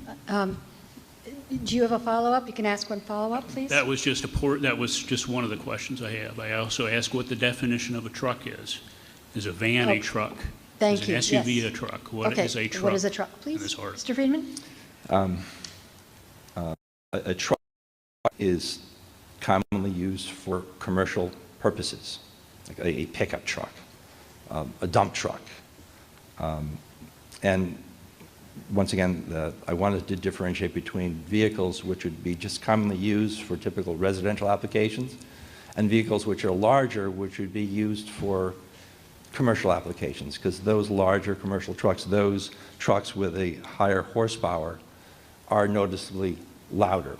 And because of the complexities of, imagine sending people around with sound instruments versus just something that could be identified from a prescriptive point of view. Now, once again, we're not banning these vehicles. We're just saying that they are recognized to be loud, and out of respect for the neighbors, especially now that we're going to be allowing commercial trucks in our neighborhoods, that since they are recognized to be loud, we want to give them specific hours of operation so that we can enable neighbors to get a restful night's sleep. If these vehicles are starting up... Mr. Friedman? Yeah. Yeah, I think you're going beyond the answer to the question. Okay. So I'm going to invite, and you're welcome to sit at the chair over there. Okay. The answer was what the answer was, and we're going to move on, please. Thank you. Debbie Bonin, 311 Wolf Swamp Road in Long Meadow. I just wanted to clarify, I think I know the answer to the question, but the person that comes to plow our yard comes in a pickup truck. He works for the sheriff's department and comes in the middle of the night a lot of times. Is that going to still be allowed, or am I going to have to find somebody else to plow my driveway? Mr. Friedman? The way this article is written, if there's a state of emergency, there's no limit. Otherwise, within 24 hours of a snow or ice storm, the designated hours will be between 5 a.m. and 10 p.m. So that he's addressed your question, I think, or? No, because I guess I'm trying to find out, is a pickup truck that comes at 3 o'clock in the morning to plow my driveway, is that going to be allowed? Or then I'm going to have to find somebody else because he works for the sheriff's department. Is it a diesel truck? I think it's a regular truck. I don't want to get into a back and forth. Okay. You may answer the question. These regulations apply to only diesel-powered vehicles. Okay. If it's a gasoline-powered vehicle, Then it this would not apply. Would not apply. Okay, thank you. Okay, so gasoline is okay. Thank you. All right, thank you very much. His motion is for a diesel, so the motion is different than the article. Yes. At the red microphone, yes. Thank you. Sanjay Fried-Singhani, 9 Pinewood Hills, Long Meadow, Mass. I'm opposed to this motion because not only does it restrict personal liberty, but it, I don't know how you'd enforce it. You know, loud equipment greater than 90 decibels, how you can approve 88 versus 92 versus whatever. Also, the snowblower part of it is extremely concerning because obviously there are certain people that do need to leave their homes before 7 a.m. They do need to plow their driveways. I understand there's a 36-hour exception for after a storm, but how do you prove when one storm ends or another storm begins? You know, I live next door to a doctor who has to leave his home at 6 o'clock or 6:30 to be at surgery in 7 a.m. Please have a seat. He's got to use his snowblower at 6:30 in the morning. And, you know, I really do feel that if this is a interpersonal issue between neighbors or, you know, hopefully we can work it out amongst our neighbors. And we don't need to apply this wide-ranging ordinance that not only restricts personal liberty, but it also is really, really hard to enforce, really hard to prove. And, I truly feel that we can do without this ordinance and still have a harmonious neighborhood amongst our fellow citizens. So, thanks. Thank you. Further discussion? And please. Yes. Francis Smith, 20 Green Willow Drive.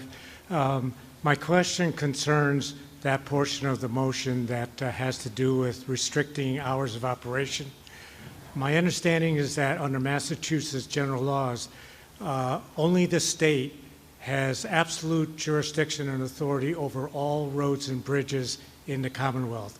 And I would defer to council to weigh in on that. So what is your question? My question is whether or not that, in fact, is the law, that the state controls all bridges and highways in the Commonwealth.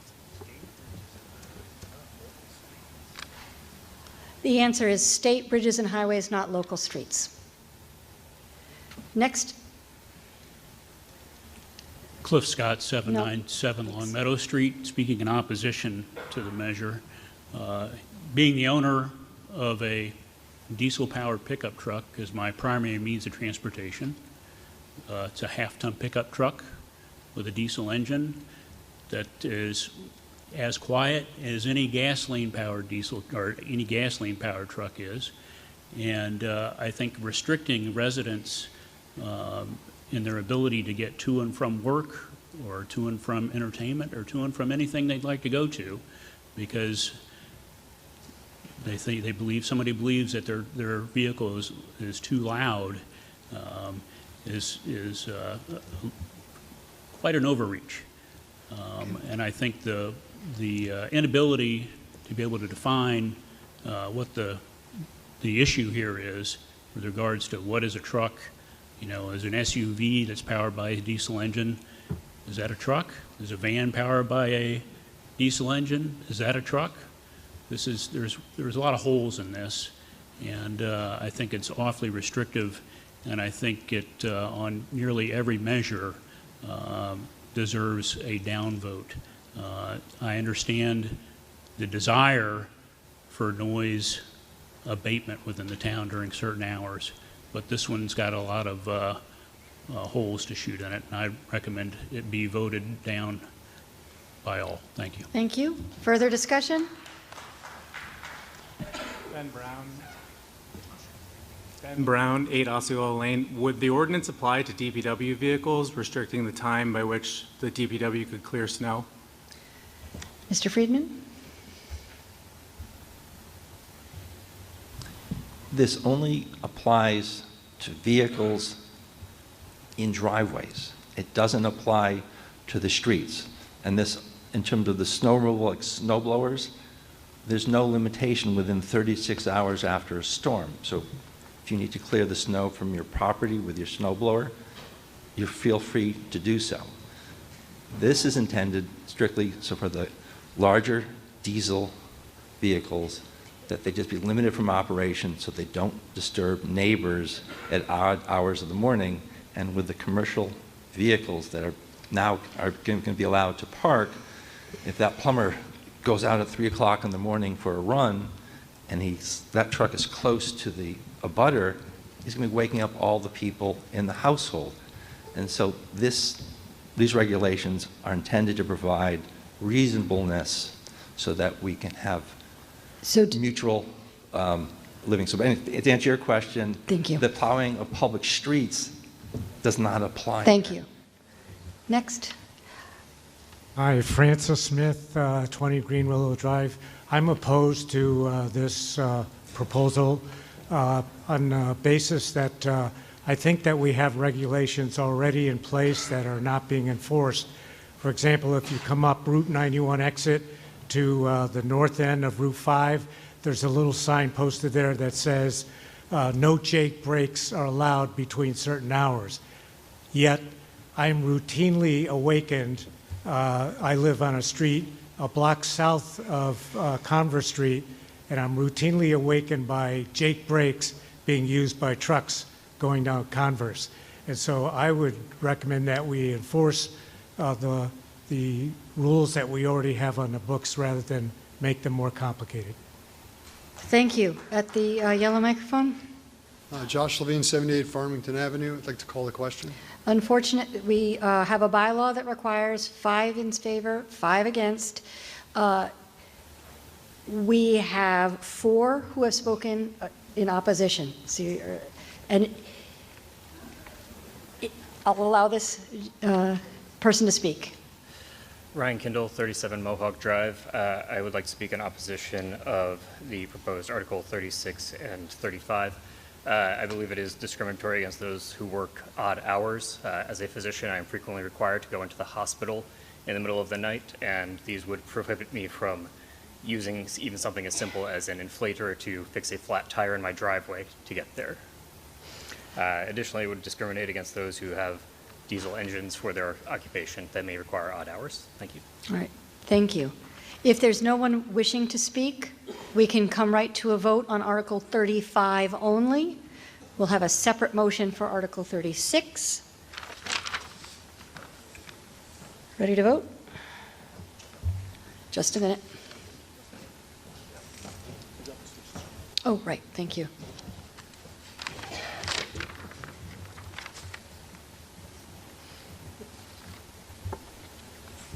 And this is simple. This requires a simple majority. The vote is now open.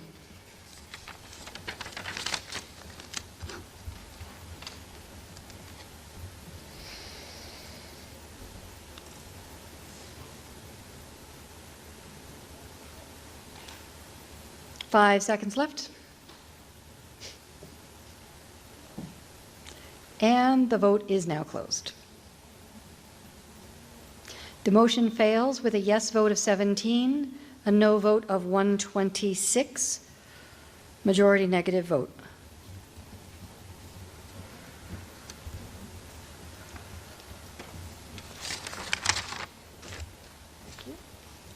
Article 36. Mr. Friedman, if you are moving in terms of the article, you do not need to read it. You can just say, I move in terms of the article. I move in terms of the article. Is there, okay, motion has been made and seconded. Any discussion, or we'll come right to a vote? All right, we'll come right to a vote. This requires a simple majority as well. The vote is now open.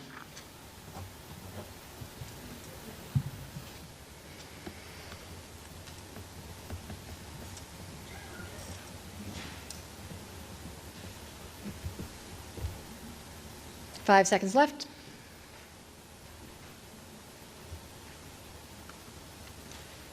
And the vote is now closed.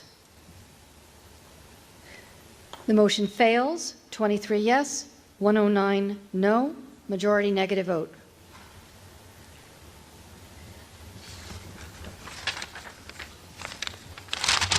Article 37, Mr. Friedman.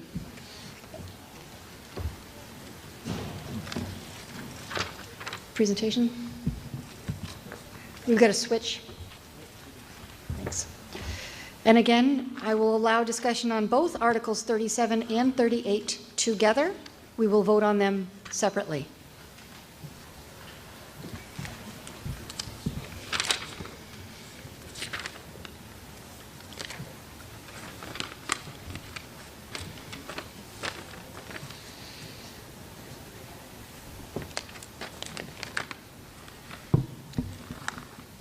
And if you'd like to make the motion in terms of the article, you may say that. I wish to move to see if the town will vote to allow the installation of ground mount thermal single pane flat plate solar panels within the front lines of a residential property with the following regulations. As written in the warrant? As written in the warrant. All right. The motion has been made and seconded. You may speak to it now. I'm also discussing both Article 37 and 38, so I move for that as well, or are we doing that separately? Doing that one separately. Okay. Yep. Because the PowerPoint addresses That's both. fine. Yeah, Okay, that's okay. fine. Yeah. Good evening, everyone. We're here tonight to look at the opportunity to install ground mount solar panels on the front and side lots of a property. Solar panels are our path towards sustainability. As a professor of sustainable and renewable energy at Western New England University, I support encouraging more opportunities to use solar panels. The installation of ground mount single pane flat plate thermal solar panels on the side or front of a home are in conflict with Long Meadow zoning bylaws, Section B, uses in residence zones. If passed, this article would enable a greater utilization of solar energy in ways that comply with MGL Chapter 40A, Section 3, by establishing reasonable regulations that also abide by building, electrical, mechanical, and plumbing code standards. Note, NFPA 1 does not allow PV solar panels for this type of application. Chapter 40A, Section 3, Paragraph 9. No zoning ordinance or bylaw shall prohibit or unreasonably regulate the installation of solar energy systems or the building of structures that facilitate the collection of solar energy, except where necessary to protect the public health, safety, or welfare. So that's really what you're voting on tonight, is not whether you like or dislike solar panels, but whether the provisions that we're calling for do protect the public health, safety, and welfare. So for the front yard, you can see the yellow rectangular area there. I call that the solar panel zone, and that's where the solar panels will be mounted, except they cannot block doorways, they cannot block the view of windows, and they also cannot block egress from windows if those windows are egress windows. Also, this is not a one-size-fits-all proposal. Anyone who's submitting to do this work has to receive approval from the building authorities in town. For a side yard, you can see the yellow rectangular areas. Panels will be located between the primary setback line and the secondary setback line. There's an elevation view. The solar panels, no part of it could be more than 7 feet 6 inches high. They have to be at least 3 feet away from your foundation to allow service and maintenance to your home. and then they can be no further away than 13 feet from the foundation of your home. There's also requirements in the provisions for setbacks from side lot lines and front lot lines. It shows another elevation view. So you can see the solar panels can be put beside windows or under windows, but they can't be put in front or obstruct the view of a window. This is a reconstruction of what the panels could look like. They're going to be surrounded by lattice and then surrounded by shrubbery to screen them, to camouflage them in, so that the structure and supports for the panel would not be in direct view.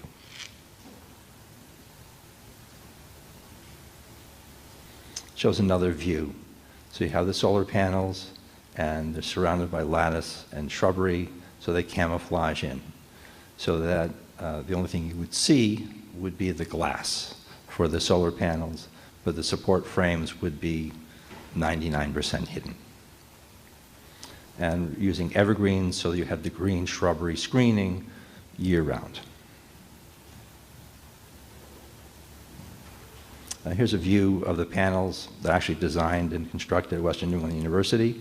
These don't have any screening, so this contrasts with what's below. Here's an exemplar that I built at my house. So you can see the shrubbery around it. You can see the lattice down below. So all you see is the glass from the panel and really nothing else. The standard also calls any infrastructure that you can see from a public way has to be screened in this fashion. So this way, we've minimized the visual impact. Now, once again, the Massachusetts laws say that I could put a solar panel array right on my front lawn, right up to the property line, with all the structures in direct view. But I'm saying I'd like to be more reasonable. I'd like to have the benefit of solar panels, keep them close to the house, and screen them thoroughly with lattice and shrubbery so that I can be a good neighbor. Questions did come up during the planning board, and they raised an issue, well, is that lattice considered, is that really a fence? And here's the definition of fence by the Long Meadow bylaws: any structure erected or planting allowed to grow in a manner as to create a barrier against unobstructed passage from one side to another. I'm claiming that the screen and shrubbery is an architectural screen. Architectural, and the screen is not a fence.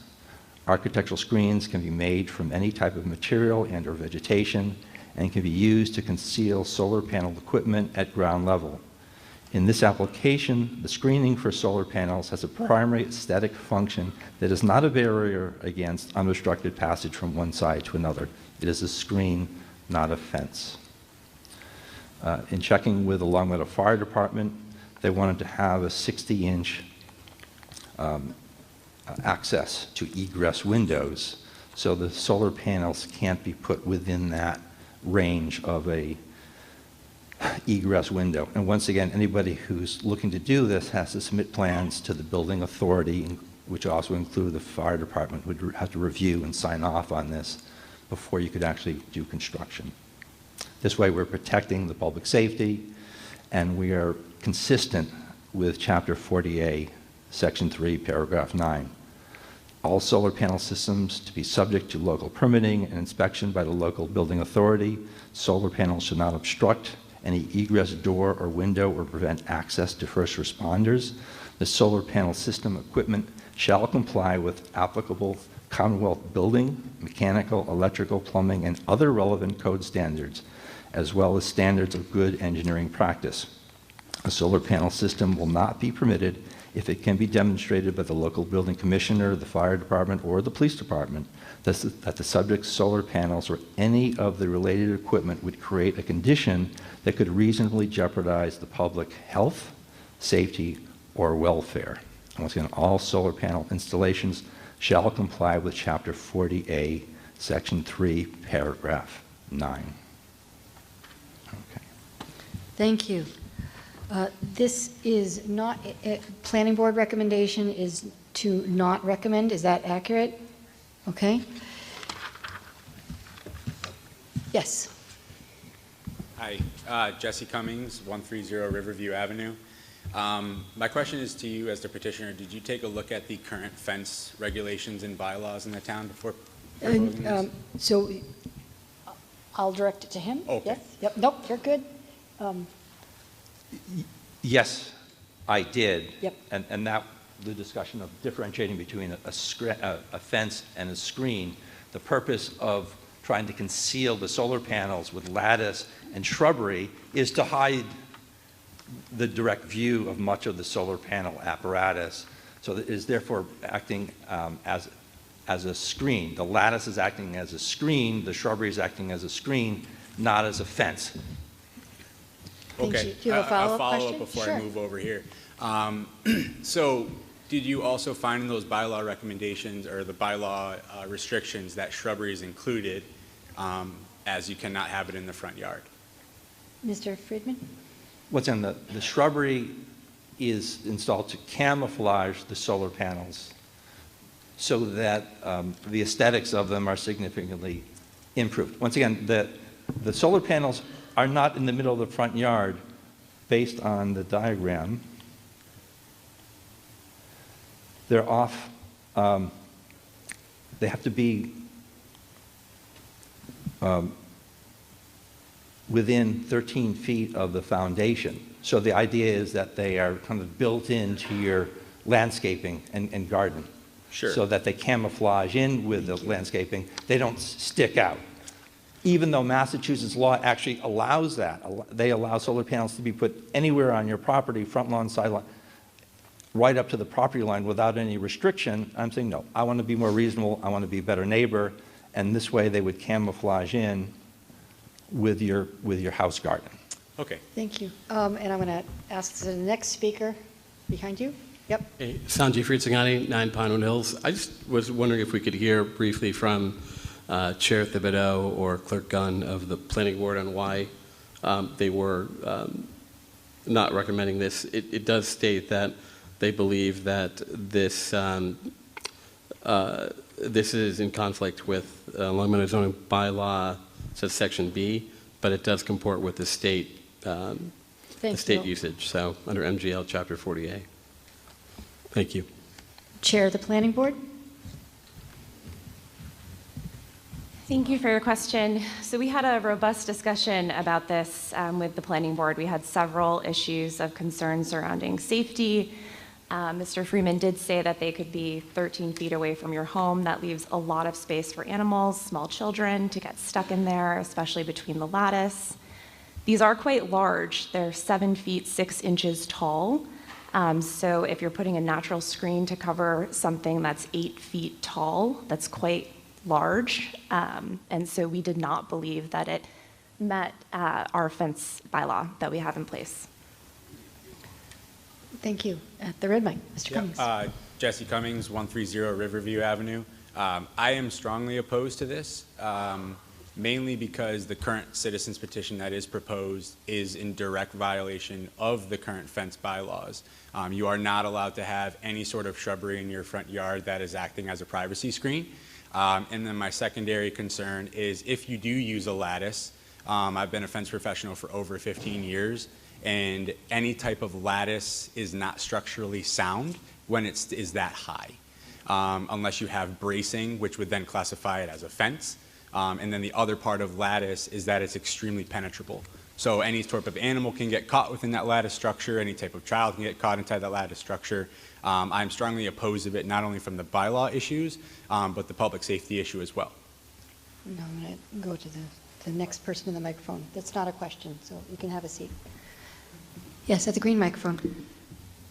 Hi, Erica White, 162 Cambridge Circle. I could have been at any of the microphones, but going to pick this one. So I'm super excited about solar in the front yards. I have friends up in Amherst who have solar panels in their yards. Never once has their child done anything that would have got them stuck and said solar panel. They also have multiple animals and never have those animals gotten stuck and said solar panels, but they've gotten a heck of a lot of electricity out of it. The town did some sewer work in my front yard, and I've never had a yard since. And I would love to use all of the sun in my front yard and not have to cut down trees, which is what it would be required to get it on my roof. So to release carbon, to reduce carbon seems really silly. So I think we should think about it as a city. I don't know if this is the right vote, but I would vote for it just to get something on the books that we can then adjust. But I think more access to solar is amazing. So thank you for the work you've done. Thank you. Any further discussion? Imran Faruqi from 28 Memory Lane. I have solar panels on my roof, so I have two questions about this ordinance. So you said that the current laws allow front lawn solar power without restriction already. So why is this ordinance necessary? And the second would be, if how would that impact the number of solar panels that we are allowed already currently? Because there's restrictions on the number of solar panels you're allowed on your roof. Like my house has solar panels on its roof. How would that interact with that law? Thank you. Mr. Friedman. First, this does not change your ability to put solar panels on your roof. The other question about access and service, there was a gap on this, so it's impossible for anybody to get trapped in here. The height of the solar panel, 7'6", is at the top of my fingertips. That's what 7'6" is, to give you an idea. It's not that high.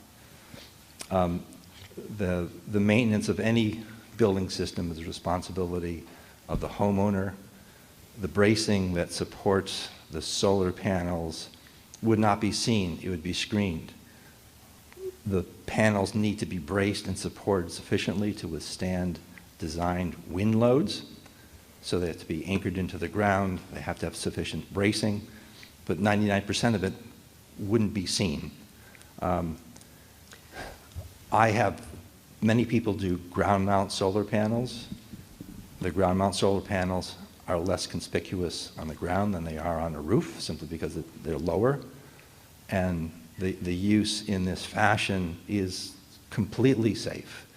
The ground mount solar panels, which the codes have no restriction on in your backyard. So if you had concerns for safety or this and that, it'd be the same concern in the backyard it would be in the side or front. This is just, it was an aesthetic concern. That's why there was a limitation. And it is my belief that by surrounding by lattice and shrubbery addresses that aesthetic concern. It's also of interest that some of the planning board members did support this. It was a narrow majority that decided against it, but this time there were some of the planning board members that did support it. I believe it's good. There are other communities that also have. Mr. Friedman, I would like to invite other people to address their questions. Mr. Yeah, Ms. that wasn't actually my question. The question was, why is this ordinance necessary versus what any restriction? Because based on what you said, there's no restriction now about, needing the shrubbery in the first place versus just putting a bare bones one in the front yard or side yard. Briefly address the question, please. You're right. Massachusetts law said there's no limitation there, but the reality is that people felt that the aesthetic concerns were too great. So I'm addressing those aesthetic concerns by putting lattice and shrubbery around it to appease and be a good neighbor in the community. Thank you. Next in line, please. Hi, Ingrid Shuttleworth, 63 Warwick Street. My question is about the material. Is there a lot of glare from these panels, and can the angle be adjusted? Thank you. As per the Warren article, the range of angles that's set forth is between 40 and 90 degrees. 40 degrees is common. That's very close to our latitude. Solar panels are designed to allow the transmission as much solar energy as possible, so therefore the glare is minimal. I can't say there's none, but it's minimal. But the glare on the ground will be less than the glare from a roof, because the way the sun angles can come, they can come from behind, shine down, and cause more glare to opposing neighbors. The glare from your windows, most windows, which are the low E glass, which are actually highly reflective and can cause profoundly more glare than a solar panel would. Once they're there, are they adjustable? So if the neighbor complains about glare on the first or second floor, you can adjust them so that would be relieve that glare. Mr. Friedman. They could be designed to be adjusted, and I think the neighbors could work that out. But based on these parameters of the angles, the chances of there being a glare problem would be really, really minimal, especially facing south. The sun would have to come around from the back to shine down and cause glare. And if it did so, the house would then shade the panels in that late afternoon to prevent that type of glare. Next. Mr. Gold. Mark Gold, 129 Avondale Road. I just want to point out to people what this says. It says the installation of ground-mounted thermal single-pane flat solar panels. This is not photovoltaic panels like those that many people have on their roof. This is thermal panels. There's water going through these, I presume. So, and I'm not speaking for or against it. I just heard a lot of people talk about the panels on my roof, and is this the same? It has nothing to do with most panels people put on their roof. Thank you. And I'm going to ask if we're ready to vote on this. Thank you.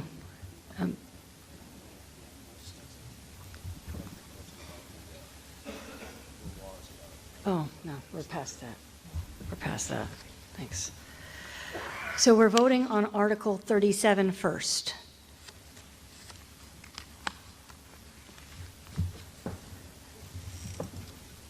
Oh, yeah. Once you're ready. Okay. So Article 37 requires a 2/3 vote for approval. Vote is now open.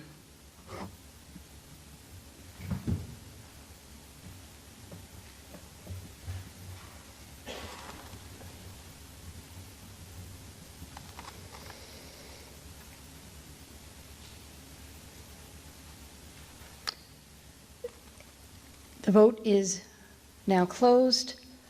The motion fails with 21 yes, 97 no, majority negative vote, 2/3 negative vote.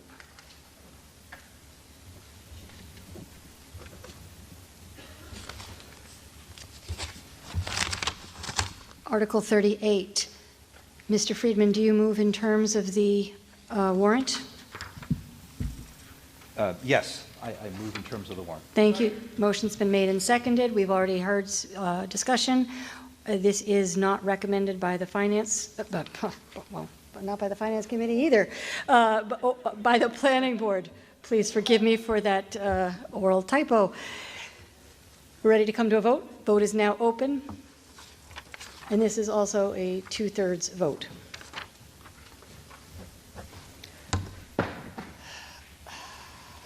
I don't know, maybe the Finance Committee would recommend it. And the vote is now closed. With 27 yes, 91 no, the motion fails on a 2/3 vote.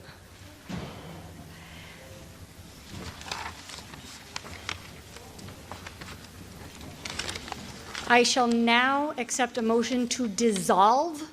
The motion has been made. Is there a second? I'm going to do an oral vote for this one. All those in favor of dissolving the annual 2025 town meeting, please signify by saying aye. All opposed, no. The ayes have it. A unanimous vote. How about that? I declare the meeting dissolved. Thank you, everyone. Have a good night.